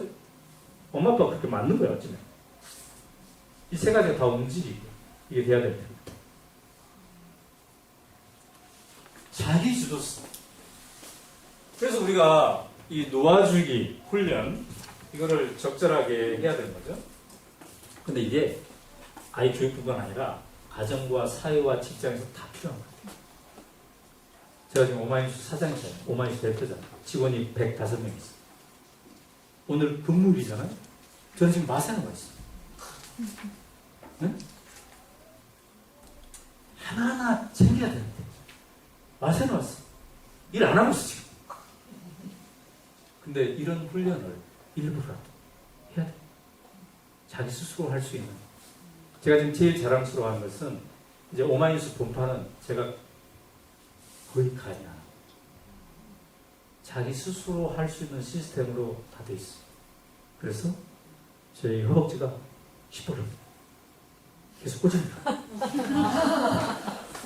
오늘도 KTX 타고 내려오면서 저 헤드라인, 저 제목을 왜 접다 이렇게 달았다? 저렇게 해서 누가 읽겠어? 끌리는 적이 없잖아. 편집국장한테 전화하면 야 저번 말이야 좀 이렇게 하면 더 좋지 않겠어? 그렇게 전화할 수 있으나 허벅지를 계속 꽂은다. 네. 10년 동안 허벅지 꽂혔어. 있는 그대로의 나를 사랑. 여러분 어떤 사람은 그런 생각하는 사람이 있어요. 아니 도대체 오늘 이 주제가 우리 아이 공부시키는 거랑 무슨 상관이 있냐. 100% 상관이 있습니다. 있는 그대로의 나를 사랑해야 공부도 더 잘합니다. 영어도 그렇고 수학도 잘하고 국어도 그렇고. 영어 특히 그래요. 이 영어 선생님이에요. 삶을 위한 수업이라는 책에 등장한 덴마크 영어. 영어를 잘하려면 단어가 중요하고 용기가 중요해요. 용기. 저기서 용기는 있는 그대로의 나를 사랑해. 자, 마산역 앞에서 갑자기 여러분이 외국인을 만났어. 엄마 영어로 내가 다 대해줘야 돼. 네? 근데 여러분 중에 물어봐.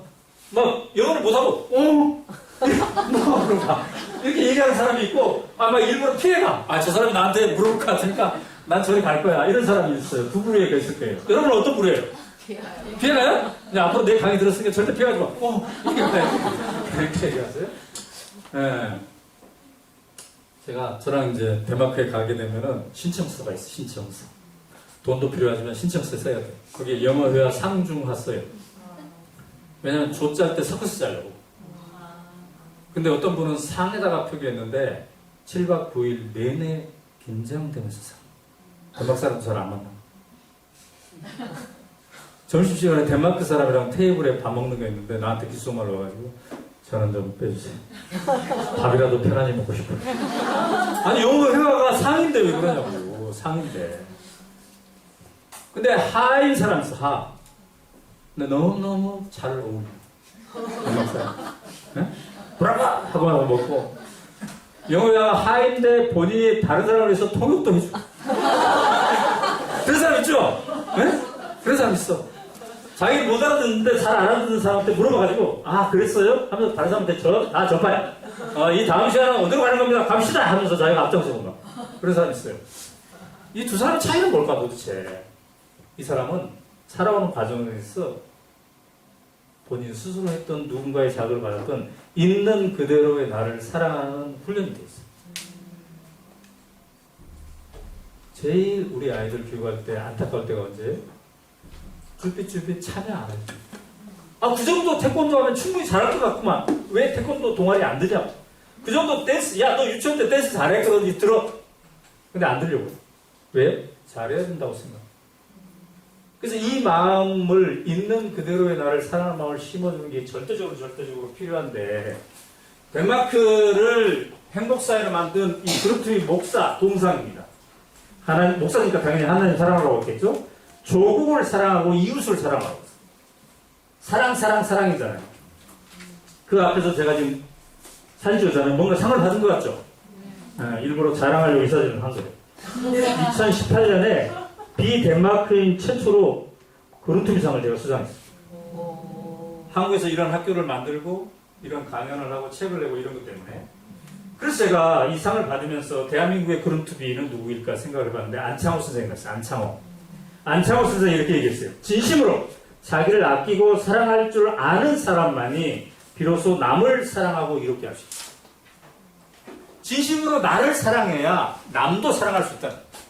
왜 나를 사랑하면 남을 사랑해요? 나를 사랑하면 주눅이 덜 들어. 그러니까 남과 함께 하려는 뭔가가 되는 거죠.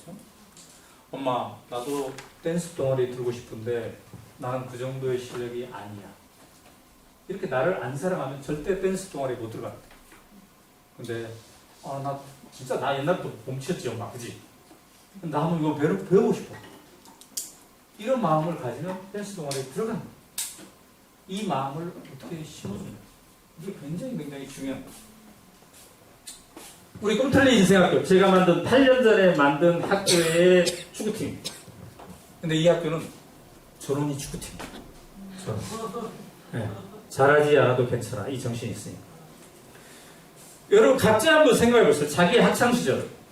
나는 이것 때문에 있는 그대로의 나를 사랑하지 못한 적이 있다. 즉 상처를 받은 적이 있다. 여러분 생각해 보세요. 여러분 뭐가 상처였어요? 저는 축구했어요. 축구를 못해. 남자들은 축구 같은 거 좀 잘하고 싶어 하거든요. 특히 반대항 축구대. 이거 끼워보고 싶어. 근데 몸이 옛날부터 막 가늘가늘 해가지고 그 다음에 축구를 제대로 배워본 적도 없고 시골을 했어요. 그런데도 축구를 하고 싶어서 축구 운동화를 신고 갔더니 선생님이 저를 보더니 너도 할 거니? 그러더라고요. 평소에 안 하는 애가 하려고 하니까. 자, 그래서 체육 시간이 두렵고 그랬는데 놀랍게도 40살에 처음으로 주전 선수가 돼봤어요. 우리 교회 축구팀이 결성돼가지고. 근데 근본적으로 학창시절의 축구게임하고 다른 게 선발 방식이 달랐어요. 학생 때는 잘해야 뽑히잖아요. 근데 우리 교회는 오후 예배 끝나고 운동장에 도착하는 순으로. 그리고 좋은 게 20분마다 선수를 전원 교체. 나이가 들었어. 40대 이상이잖아요. 힘드니까 20분마다 선수를 전원 교체. 후보가 한 명도 없어. 그러니까 우리 아이들이 참여 안 하려고 하는 이유는 벤치에 앉아가지고 후보 돼가지고 한 번도 참여 못 할까 봐 그런 거예요. 그리고 우리가 중심 철학을 정했어요. 도대체 우리는 왜 40대가 돼서 왜 축구를 하는가? 그때 중심 철학.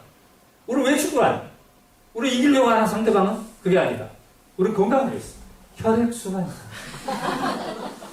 요즘 불면증 환자가 많은데 혈액순환을 하면 밤에 잠을 푹 잔다. 이게 얼마나 우리에게 행복한 거예요. 그러니까 우리는 혈액순환이 목표야. 혈액순환이. 이기는 게 목표가 아니고. 그래서 룰을 정했어. 절대로 이런 얘기 하지 마. 너는 왜 패스를 끄다 이러니? 너 때문에 졌어. 넌 다음에 오지 마. 넌 알았으면 좋겠어.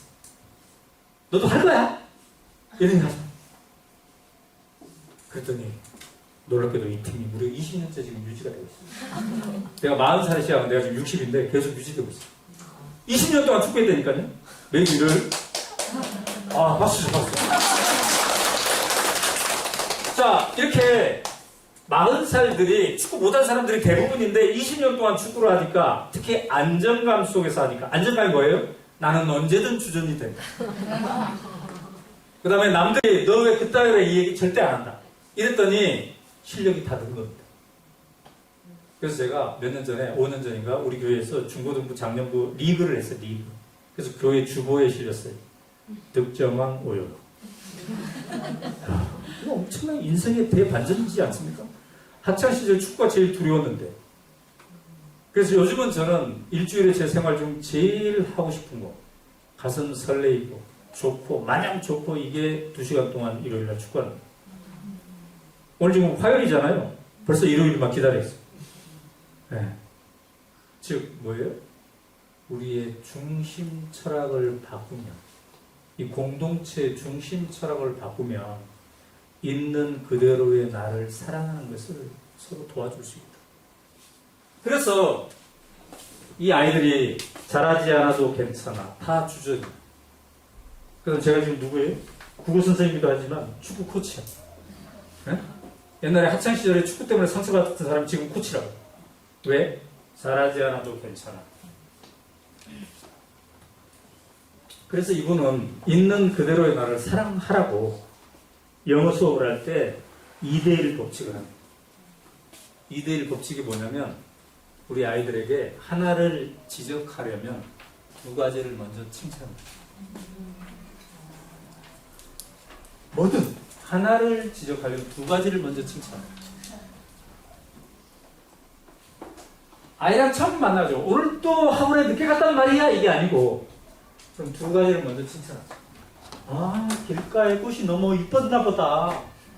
우리 애는 이렇게 감성도 풍부하네. 칭찬해보세요. 네? 해보세요. 이거지. 회사 생활도 마찬가지겠죠. 그죠? 간부가 직원에게 우리 회사 이 새 프로젝트 한번 해봐야 되겠어. 한번 보고서 한번 써봐봐. 그럼 이 직원은 얼마나 많은 그죠? 노력을 통해서 막 할까요? 근데 그걸 딱 받아본 간부가 딱 한마디가 첫 마디가 그냥 근데 이건 좀 아닌 것 같은데 만약에 이렇게 나와봐. 너무 상처잖아. 자기 그 노동에 대해서. 응? 일단 2가지를 먼저 칭찬하고 그동안 이거 하느라고 너무 고생했겠는데 이런 얘기를 하고 부부간에도 그러면 좋겠죠. 네, 근데 사실 우리 집에서 그렇게 안 하는 경우가 있던데 2대1 자 만약에 이 부산 여고생이 제 책을 읽으면서 독후합니다.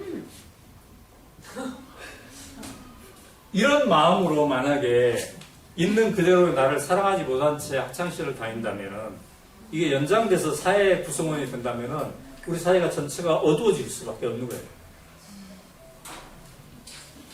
근데 대한민국 헌법 10조는 있는 그대로의 나를 사랑하자는 거예요. 그래서 사실은 우리가 행복한 인생을 우리 가정부터 나부터 하려면 이 마음을 끊임없이 나도 존엄과 가치가 있는 존재라는 것을 끊임없이 해야 되겠죠. 그래서 우리가 성적이든 뭐든 재산이든 포지션이든 10% 안에 드는 것도 중요하지만 이 헌법 10조를 내 마음속에 챙기는 것이 어마무시하게 중요합니다. 우리 딸은 늘 성적 10% 안에 들었어요. 근데 그렇다고 해서 헌법 10조가 늘 자기 안에 있는 거 아니죠. 왜 그런 아이 있잖아요. 100점 만점에 95점인데 울고 들어오는 아이 있잖아요. 네? 왜 나는 하나를 다 완벽하게 못 맞췄을까? 근데 이런 아이가 계속되면 어때요? 사회생활 할 때도 마찬가지. 네. 뭐 좋은 회사에 들어갔는데 또 왜 승진을 못했을까? 뭐해서 자기를 끊임없이 자기를 괴롭히는 완벽주의자가 될 수 있어요. 이걸로부터 어떻게 해방하는 훈련을 할 것인가 매우 매우 중요합니다.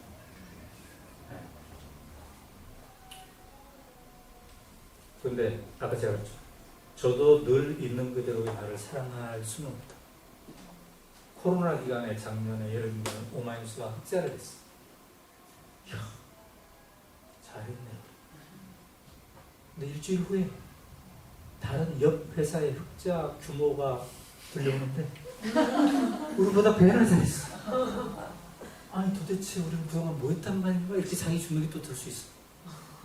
근데 옆 직원이, 옆 간부가 그러니까 말이에요. 아우 저 회사는 저렇게 됐는데 우리가 흑자가 너무 적었네. 그럼 도대체 진짜 이러면 그 회사는 무너지는 거야. 다른 사람이 아니야. 우리는 최선을 다했고 그들은 그들의 특성이 연어는 연어, 고래는 고래의 특성이 우리 저 회사가 얼마나 잘한다 이런 말을 해줘야 이 회사가 계속 사는 거야. 가정도 그래야 돼. 가정에서 그런 말을 해주는 사람이 있어야 돼. 그래서 이 훈련이 굉장히 중요합니다. 내 마음속에 헌법 10조 어떠한 상황에 처하든 나도 존엄과 가치가 있는 존재라는 이거를 심어줍니다. 세 번째가 협력의 기쁨이죠. 시간이 없어가지고 다 생략하고 이 소나무 이게 제가 근무하고 있는 서교동 오마이뉴스에 있는 소나무입니다. 자, 우리 학창시절의 상처 중에 제일 큰 게 뭐냐면 국어, 영어, 수학, 과학, 체육을 골고루 잘해야 된다는 것. 덴마크는 절대로 그러지 않습니다. 그거보다는 영어 잘하는 애랑 수학 잘하는 애랑 어떻게 협력하게 해줄 것이죠. 사실 저 수학 잘 못했고 국어 잘했거든요. 근데 지금 105명의 오마이뉴스 직원의 월급을 단 1원도 계산 틀리지 않고 24년째 지급했어요. 이 기적이 벌어진 것은 제가 계산해서가 아니고 우리 부사장이 계산했기 때문에. 우리 부사장은 수학을 잘했어. 둘이 합치니까 되더라고. 이게 중요한 거잖아. 이게. 왜 국어만 잘하고 수학 못하는 사람을 주눅들게 하네. 얘는 국어만 잘해. 얘는. 국어 쪽으로 뻗어서 잘하고 있어. 얘는 수학만 잘해. 이쪽으로 뻗어서 잘해. 근데 각자 하나하나를 보면 매우 부족한데 두 개를 딱 봤더니 너무 균형을 잘 이루고 있어. 이 힘, 이 협력의 기쁨, 이거를 느끼는 기쁨. 근데요, 더 놀라운 것은 처음에 얘가 이렇게만 뻗었잖아요. 얘랑 계속 사귀잖아요. 이쪽 세계도 서서히 알게 돼. 그쪽 세계도 서서히 내 것이 돼. 제가 요즘 딴 사람들이랑 완전히 문과로 그 세계에 있었던 사람하고 얘기하면요. 오연우한테 오연우가 그런 얘기 듣습니다. 오연우는 어떻게 기자인데도 그렇게 비즈니스 감각이 있습니까? 오연우는 어떻게 그런 기획을 하는데 꼭 수익 얘기를 꼭 합니까? 이런 얘기 제가 들어요. 왜냐면 20년째 그들과 함께 일을 했더니 그들의 특성이 나에게 서서히 전이 돼요. 이게 협력의 기쁨이죠. 그러려면 어떻게 해야 돼요? 협력하려면 다른 사람에게 관심이 있어요. 그래서 저는 학교 파하고 오는 우리 아이들에게 이렇게 또 하나의 질문을 하기를 제안합니다. 학교 파하고 집에 오잖아요. 오늘 학교에서 재밌었니? 이렇게 대충 우리가 질문하죠. 이게 누가 재밌었다는 얘기예요? 네가 재밌었냐는 거예요. 네가. 오늘 학교에서 괜찮았니? 재밌었니? 근데 지금부터는 또 하나의 질문을 하죠. 다른 아이들도 재밌게 보니 다른 아이들도 잘 보니 우리 아이가 나 말고도 다른 사람에게 관심을 갖는다는 것은 우리 아이의 세계의 영역이 확장되어가는 거죠. 자기는 게임을 좋아해요. 근데 저 친구는 축구를 좋아해요. 쟤는 축구가 뭐가 재밌길래 축구를 좋아하지? 하면서 축구에 대해서 알게 돼요. 영역이 확장돼요. 우리가 20대가 되고 30대가 되고 40대가 되고 50대가 되어서 근데요 저는 뭘 좋아하는지 뭐에 관심 있는지 잘 모르겠어요. 이렇게 얘기하는 사람도 있죠. 훈련이 안 되기 때문에 모든 집중이 자의 박약으로 근데 자기는 한계가 있어. 경험에 한계가 있잖아. 근데 저 친구는 게임을 좋아하고, 저 친구는, 야, 산을 저렇게 좋아하는 저 친구 뭐야? 이 그쪽으로 관심의 영역이 확장돼. 근데 여기서 기쁨이라고 표현했잖아요. 협력의 기쁨. 내가 친구의 관심을 가졌더니, 내 시간을 뺏겼어. 나만 손해가 아니라, 내가 확장되는 느낌이 있었네. 이게 기쁨이잖아요, 기쁨. 엄마, 나 있잖아. 축구 못하는 줄 알았더니, 축구 해보니까 진짜 재밌던데. 이게 확장이에요, 확장. 협력의 기쁨. 마지막으로 인생은 살만해. 그래서 인생 학교를 만든 겁니다. 덴마크의 에프터스쿨레라는 학교되면 이들이죠. 지금 8년째 강화도에 있어요. 강화도. 이 학교의 모토입니다. 쉬었다 가도 괜찮아. 1년간 쉬어가잖아요. 쉬었다 가도 괜찮아. 다른 길로 가도 괜찮아. 잘하지 않아도 괜찮아. 그다음 맨 밑에 있는 건 인생은 내내 성장기다. 제일 큰 차이는 자기 주도성을 키우기 위해 과목을 1년 동안 무엇을 할까 이 과목을 학생 스스로 설정한다. 나는 이 1년 동안 한복을 연구해 봐야겠다. 뭐 이런 식으로. 물론 공통 과목은 오전에 합니다. 네, 오후에 이렇게 하고 그 다음에 서로 도와주는 거. 있는 그대로의 나를 사랑하려고 도와주는 거. 근데 그 친구들이 했던 글 중에 이런 글도 있어요. 1년을 보내고 나서 쓴 글인데 나는 이 세상에 좋은 어른이 이렇게 많은지 몰랐다. 좋은 어른. 그럼 왜 그전에는 몰랐을까? 그전에는 어른들과의 만남이 너무 바쁘. 아니 기말고사가 내일 모레인데 대화가 어때? 너 학원 갔니? 시험 어땠어? 이런 것들이 주로 많잖아요. 너무 바쁘고 막 이게 많아. 근데 이거 1년 동안 시험이 하나도 없어. 내가 일단 여유가 있어. 내가 장미를 5분 동안 그냥 바라만 보고 있어도 아무도 왜 그러고 있냐고 얘기를 안 해. 따지지 않아. 그러다 보니까 어른들도 여유를 가지고 얘한테 다가오는 거죠. 그래서 이렇게 좋은 어른이 이렇게 많더라고요. 네. 그러니까 저도 생각해요. 급할 때의 오연호와 충분한 여유가 있을 때 오연호는 완전히 달라지는 거죠.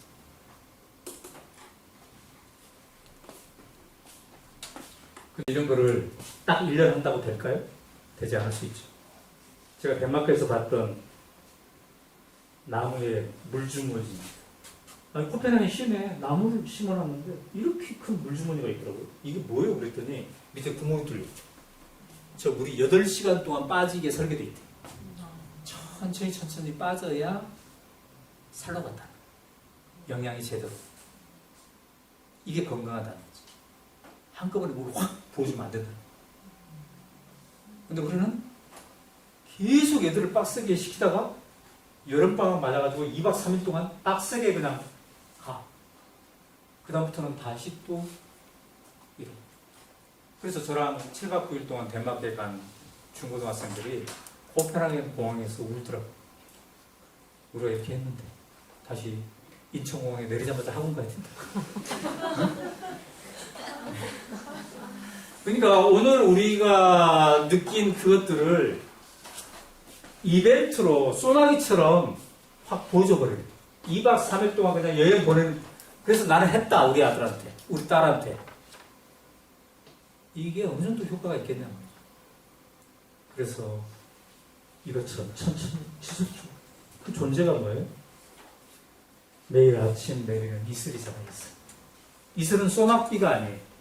이슬은 예보도 없어. 소낙비도 아니고 예보도 없어. 엄마가 너를 사랑한다 말도 안 해. 예보도 없어. 그러나 저 이슬처럼 매일매일 끊임없이 표시 안 나게 문화로서 느끼게 해주는 그런 거. 아, 우리 엄마는 나를 사랑해. 우리 아빠는 나를 사랑해. 있는 그대로의 나를 사랑해. 그래서 내가 밖에서 상처를 받다가도 우리 엄마 아빠랑 만나면 괜찮아져. 이런 마음을 가질 수 있으면 참 좋겠다. 그리고 무엇보다도 이것을 심으면 좋겠다. 여기 계신 분들도 마찬가지고 우리 아이들도. 제가 주눅든 과정. 제가 중고등학교 때 주눅 들었고 우리 아들이 주눅 든 과정을 쭉 봤더니 중고등학교 때 이 생각을 했던 것 같아요. 아, 이 체격으로 나는 이미 정해졌다.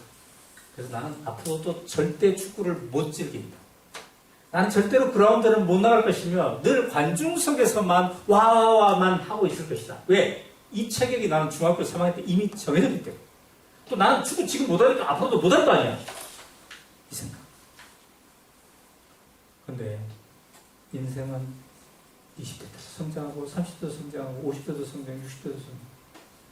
중고등학교 때는 사실 나무로 따지면 나무 많잖아요. 나무 따지면 첫 번째 가지가 오른쪽으로 뻗었다. 이게 중고등학교 시절. 근데 나무는 좀 지나면 왼쪽으로도 뻗고 이쪽으로도 뻗고 이쪽으로 뻗는데 왜 첫 번째 가지가 이렇게 뻗었다고 해서 나는 오른쪽 사람이라고 하냐. 이것 때문에 주눅든 아이들이 너무너무 많았고 저도 그랬고 우리 아들도 그랬어요. 그래서 이걸 해체하는 과정. 아니구나. 내 안에는 내가 전혀 상상하지 못했던 또 다른 내가 내 안에서 나올 수 있다. 두 번째, 세 번째 가지. 이 마음을 심어줘요. 근데 이 마음은 어른들도 마찬가지죠. 그래서 제가 두 번째 학교를 어른을 위한 학교를 갑니다. 전남 신안에 있는 선만이 있어요. 너무 해변이 이쁘죠? 여기가 우리 기숙사예요. 2분 거리. 24평형 펜션이 20동 있습니다. 20동. 이게 선만 인생학교. 여러분도 한번 오세요. 1년에 한 1000명 정도가 와갑니다. 근데 이 어른들은 1년 동안 못 지내잖아요. 그래서 2박 3일, 3박 4일, 일주일, 한 달, 이런 식으로 이렇게 하고 있어요. 저의 결론은 오늘 지금 나부터 꿈틀인데, 희망은 어디에 있어요? 오늘처럼 이렇게 공부하는 사람들도 있고, 또 이미 건강한 씨앗을 뿌려놓은 사람들이 있고, 또 상당히 우리 절실하잖아요? 이렇게 바꿔가야 되겠잖아요? 근데, 저는 무엇보다도 이게 중요하다고 봐요. 덴마크가 저렇게 행복사회로 된 걸 보니까 덴마크는 완전한 사회가 아니었더라고요. 되게 한계가 많은 사회고 우리나라랑 비슷한 게 되게 많아요. 자원도 없고. 여러분 심지어 덴마크에서 제일 높은 산이 몇 미터인 줄 아세요? 제일 높은 산이 172m밖에 안 돼요. 1년에 해가 쨍쨍 뜨는 날이 52일밖에 안 돼요. 자원도 없어요. 인구도 580만밖에 안 돼요. 이 한계를 그런데 이들은 장점으로 전환시키는 게 탁월했어요. 해가 안 뜨니까 조명 산업이 엄청 발달되고 인테리어 산업이 발달되고 건축이 발달돼요. 춥고 바람이 많이 부니까 뭐가 발달했어요? 에너지 산업. 풍력 에너지부터 해가지고 에너지 효율화 산업. 이런 창틀 있잖아요. 이런 거 엄청나게 튼튼하게 해가지고 덴마크 호텔은 절대 안 추워요. 그 다음에 냉장고도 그 작동할 때 에너지 효율이 중요하잖아요. 그런 거 탁월해요. 춥고 바람이 부니까. 그 다음에 인구가 적어. 580만 명. 제품 만들어서 내수시장이 있어요? 없어요? 없잖아요. 그러니까 창업을 준비한 모든 젊은이들의 창업 그러면 그건 곧 글로벌. 독일이 어떻게 팔까? 프랑스에 어떻게 팔까? 미국에 어떻게 팔까? 그래서 중고등학교 때부터 영어를 다 잘해요. 내수 시장이 없으니까 우리 시장은 글로벌이다. 나의 한계를 장점으로. 여러분도 개인적으로 한계가 있죠. 여러분이 자녀가 다니는 학교도 한계가 있었고요. 근데 이걸 어떻게 장점으로 만들어요? 저 부잣집 자식은 오후 3시에 탁 부모가 자가용을 탁 태워가지고 학원까지 가는데 우리 애는 이게 안 돼요. 근데 이 한계를 장점으로 만들려면 어떻게 해요? 저 부잣집 자식은 한순간의 여유도 없이 교문에서부터 거의 납치되다시피 학원으로 가는 거예요. 우리 아이는 융통성이 있어가지고 가다가 들가에 꽃도 좀 보고 그 다음에 불량식품도 좀 사먹고 학원에 엄마가 팍 닥달하지 않으니까 한 50분, 5분이나 10분 늦을 만한 여유도 좀 있겠고 그것도 괜찮겠다 뭐. 그럼 어디 급히 가야 되는데 내 앞에서 하필이면 빨간 신호등으로 탁 바뀌었어. 오늘은 일진이 안 좋네. 신호등 맞아 나를 안 도와주네. 이러면서 1분 동안 보채면서 있을 것인가? 아니면 오, 나에게 1분이 생겼구나. 그러고 보니 오늘 아침에 내가 발목 돌리기를 안 했대. 파란 신호등을 기다리면서 시원해. 이렇게 발목 돌리기 시원하네. 발목을 돌려놨으니까 어때요? 이제 파란 신호에서 빨리 가도 부상 안 당해. 그죠? 그러니까 우리가 인생을 나의 한계를 한탄할 것인가. 근데 내가 이거를 중고등학교 때 다닐 때부터 이런 생각을 했으면 얼마나 좋았을까 하는 생각이 들어요, 지금. 가난했기 때문에 순천에 고등학교를 갔는데, 아니, 고등학교에 가니까 부잣집 애들이 그렇게 많더라고. 다 하수 가는 거야. 하수 가니까 공부에 집중을 해.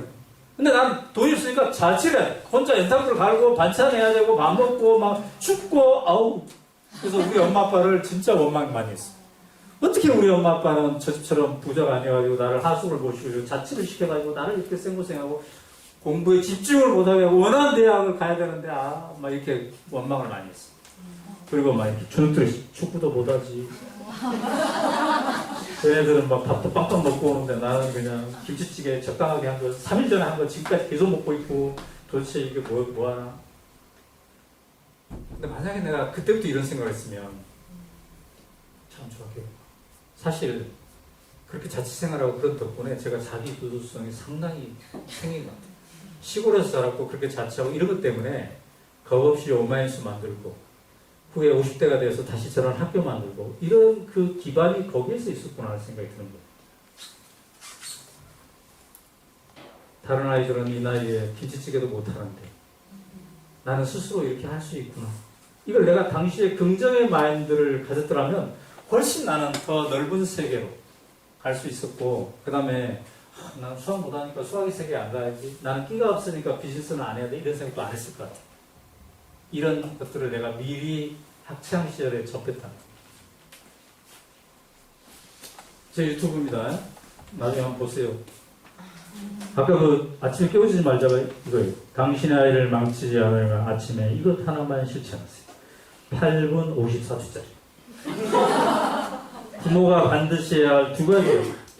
그러니까 이런 것처럼 여기는 정치적인 건 하나도 없고 그냥 교육에 대한 얘기만 있습니다. 보고 나서 좋아요 눌러야 돼요? 안 눌러야 돼요?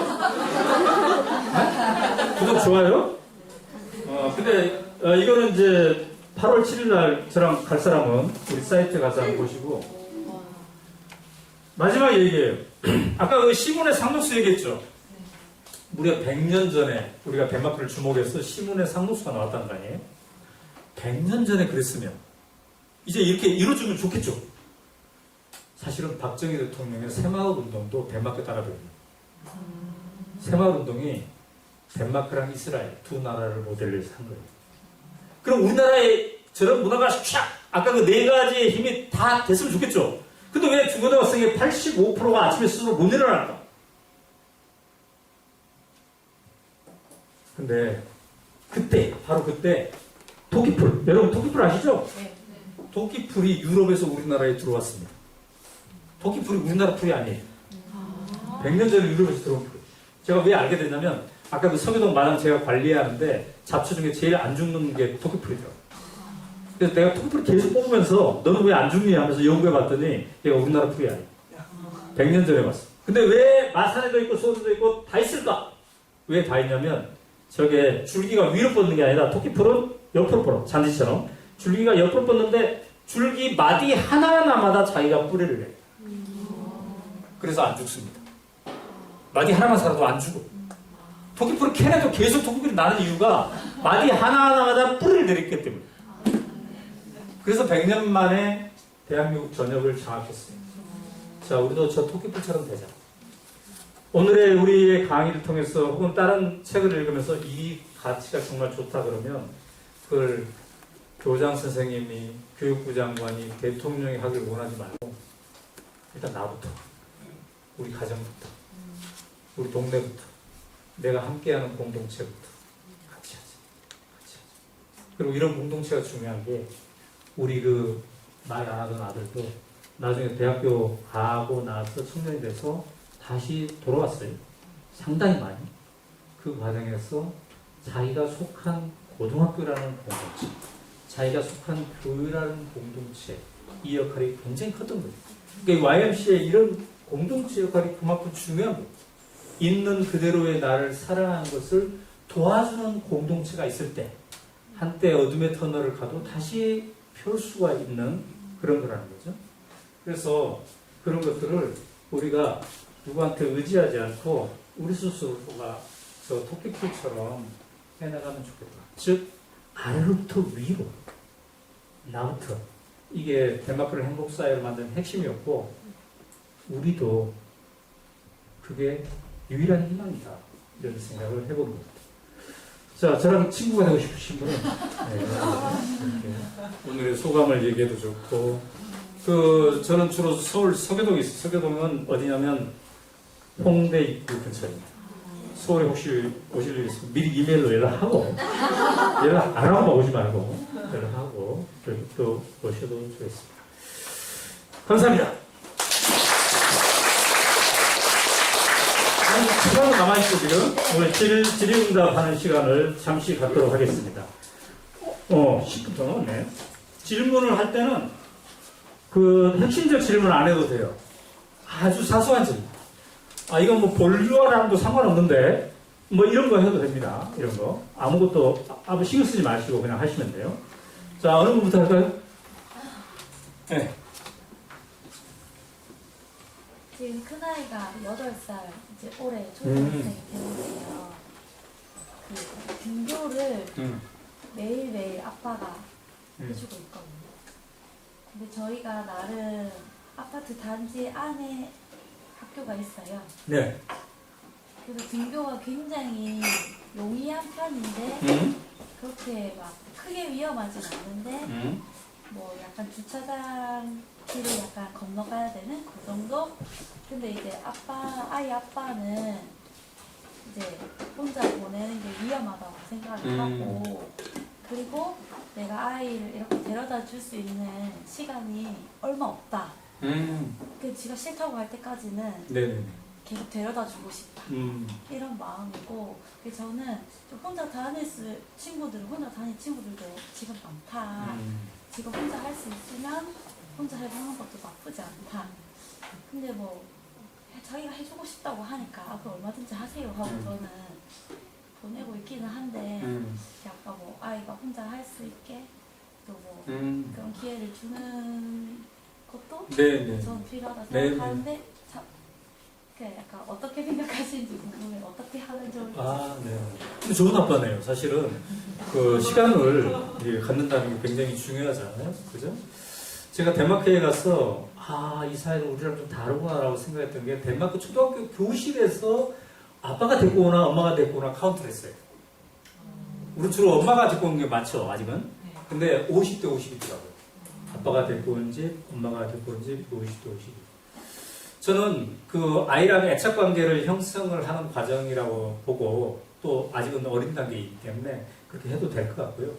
근데 뭐 고학년 됐는데 초등학교 고학년 됐는데 계속 그런다는 건 조금 이제 문제가 있겠지만 근데 그렇게 같이 가는 것이 저는 전혀 이상치 않고 그 과정에서도 자기 주도성을 길러줄 수 있는 방법은 너무너무 많다.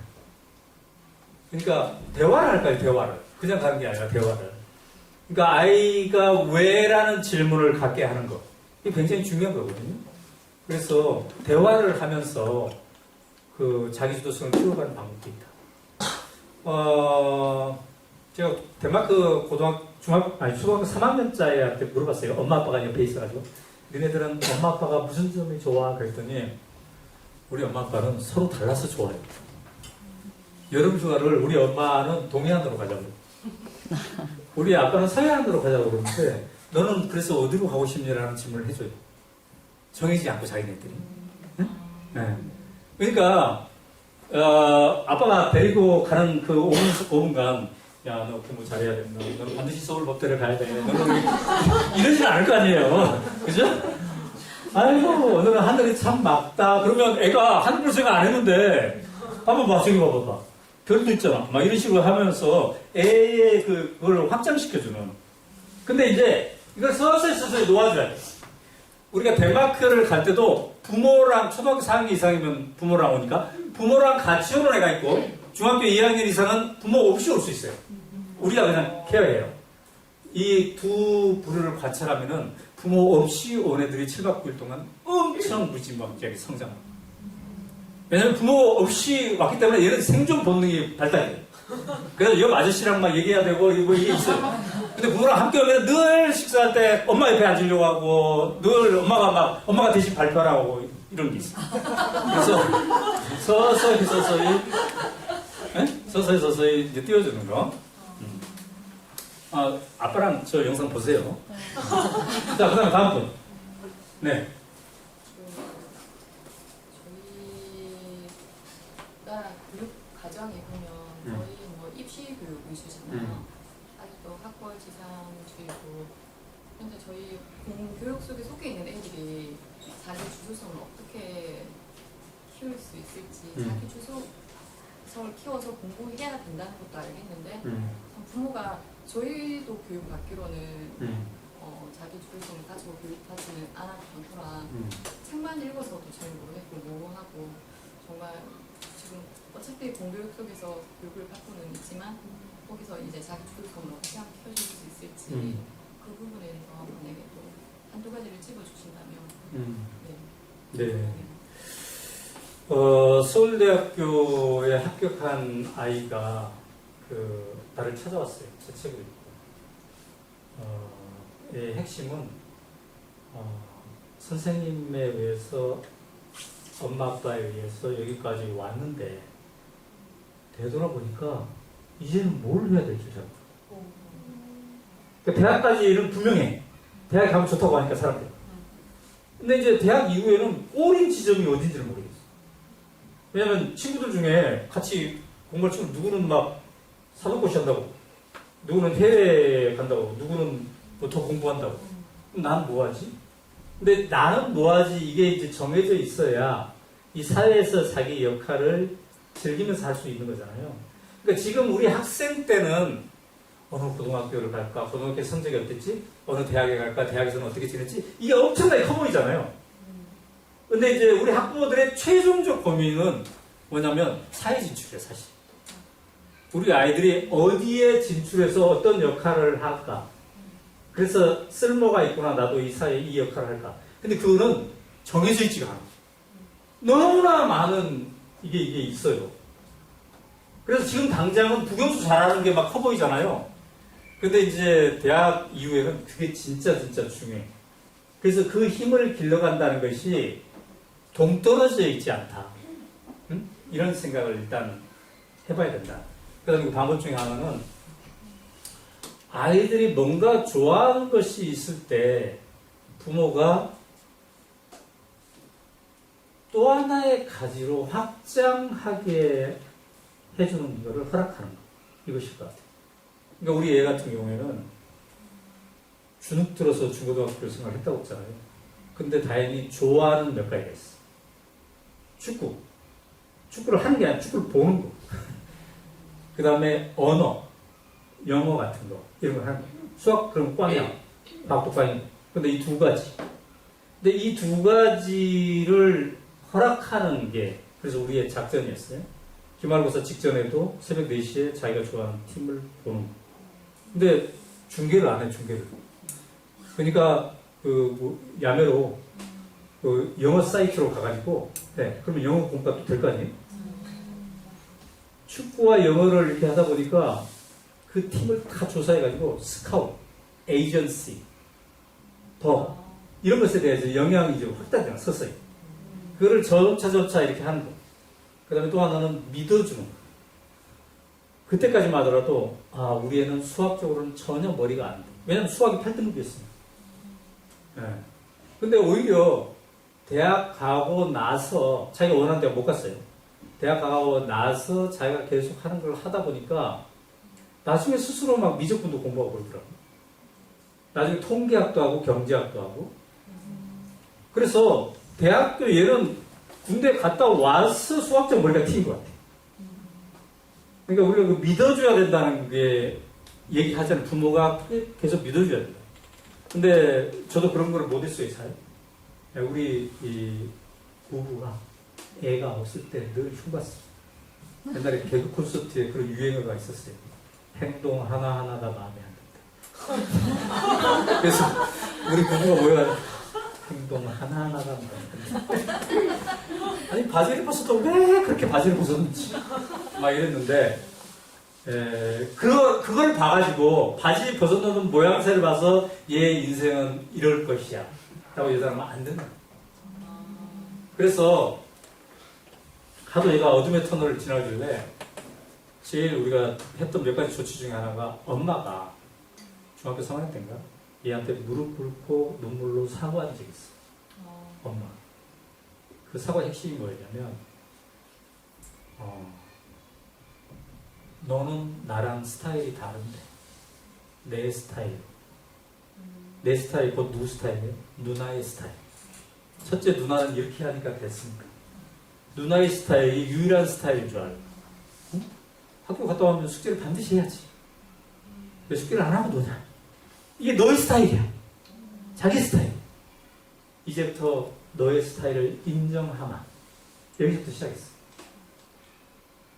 저는 얘가 지금 이제 사회에 나와서 취직해서 생활을 하고 있는데 지금 상당히 많이 좋아졌어요. 근데 중고등학교 때 어둠의 터널을 지나면서 자기를 사랑하지 않았던 그 찌꺼기가 여전히 마음 한켠에 어딘가 남아있겠죠. 그래서 그게 불쑥불쑥 나오기는 해요. 그러나 전반적으로는 그렇게 자기가 했던 것에서 곁가지가 나오게 어떻게 자극을 줄 것인가. 이게 굉장히 중요하다. 지금이 문제가 아니다. 최종적으로는 사회적 역할을 어떻게 하고 더 최종적인 목표는 어떤 사회적 역할을 하든 나를 사랑한다. 이게 최종적인 문제. 사회적 역할을 하는데 나를 못 사랑하는 사람이 너무 많으니까죠. 그죠?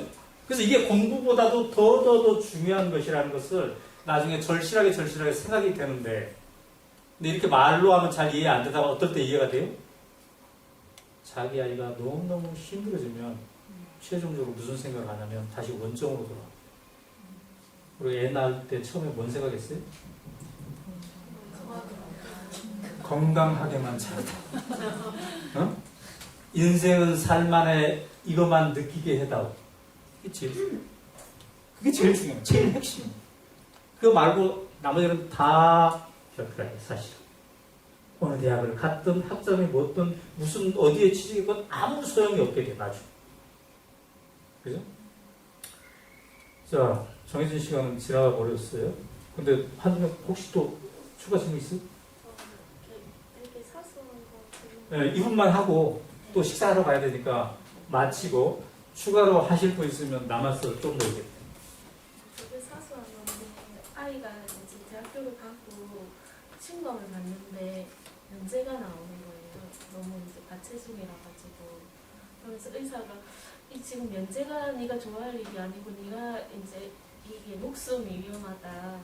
그러니까 병원에 갔으니까 여러 가지 병이 있는데 이제 그게 다 가채송에서. 그래갖고 아이가 이제 학업을 중단하고 이제 살을 뺐어요.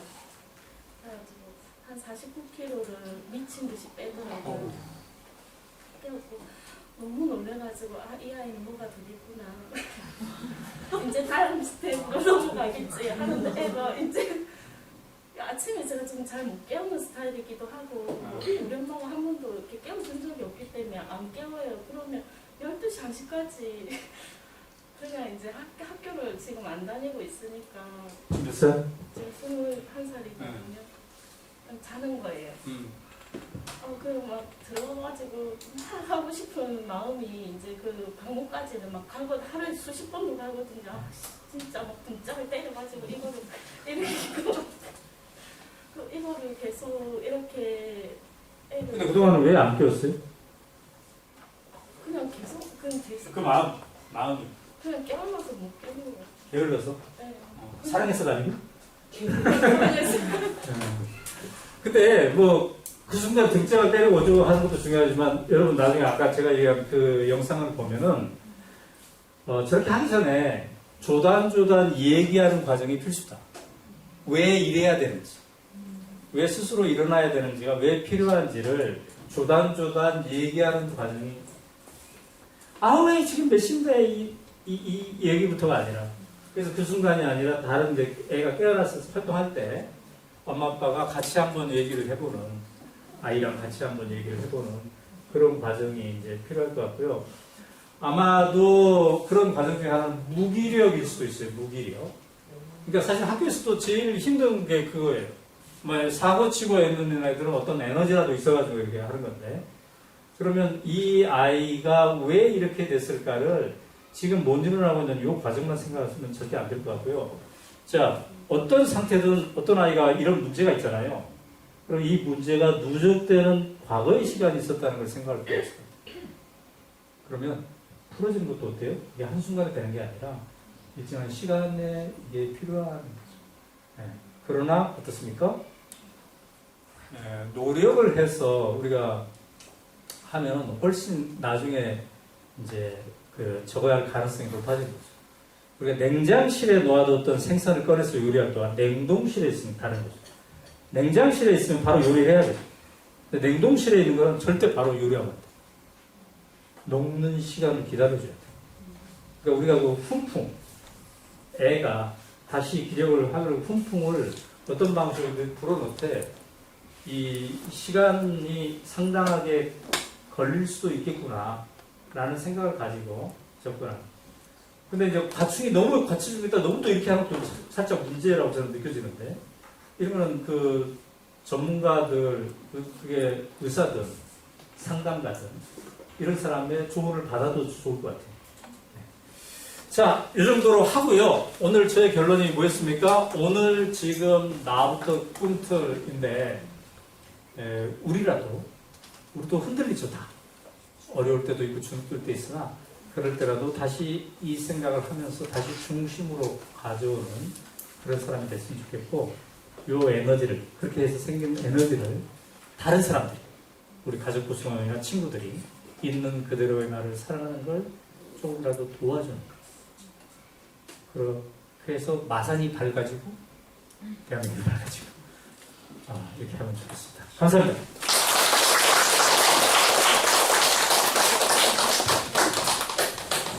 열정적으로 강의해주신 우리 강사 선생님께 또 박수 한 번 더 보내주시기 바랍니다.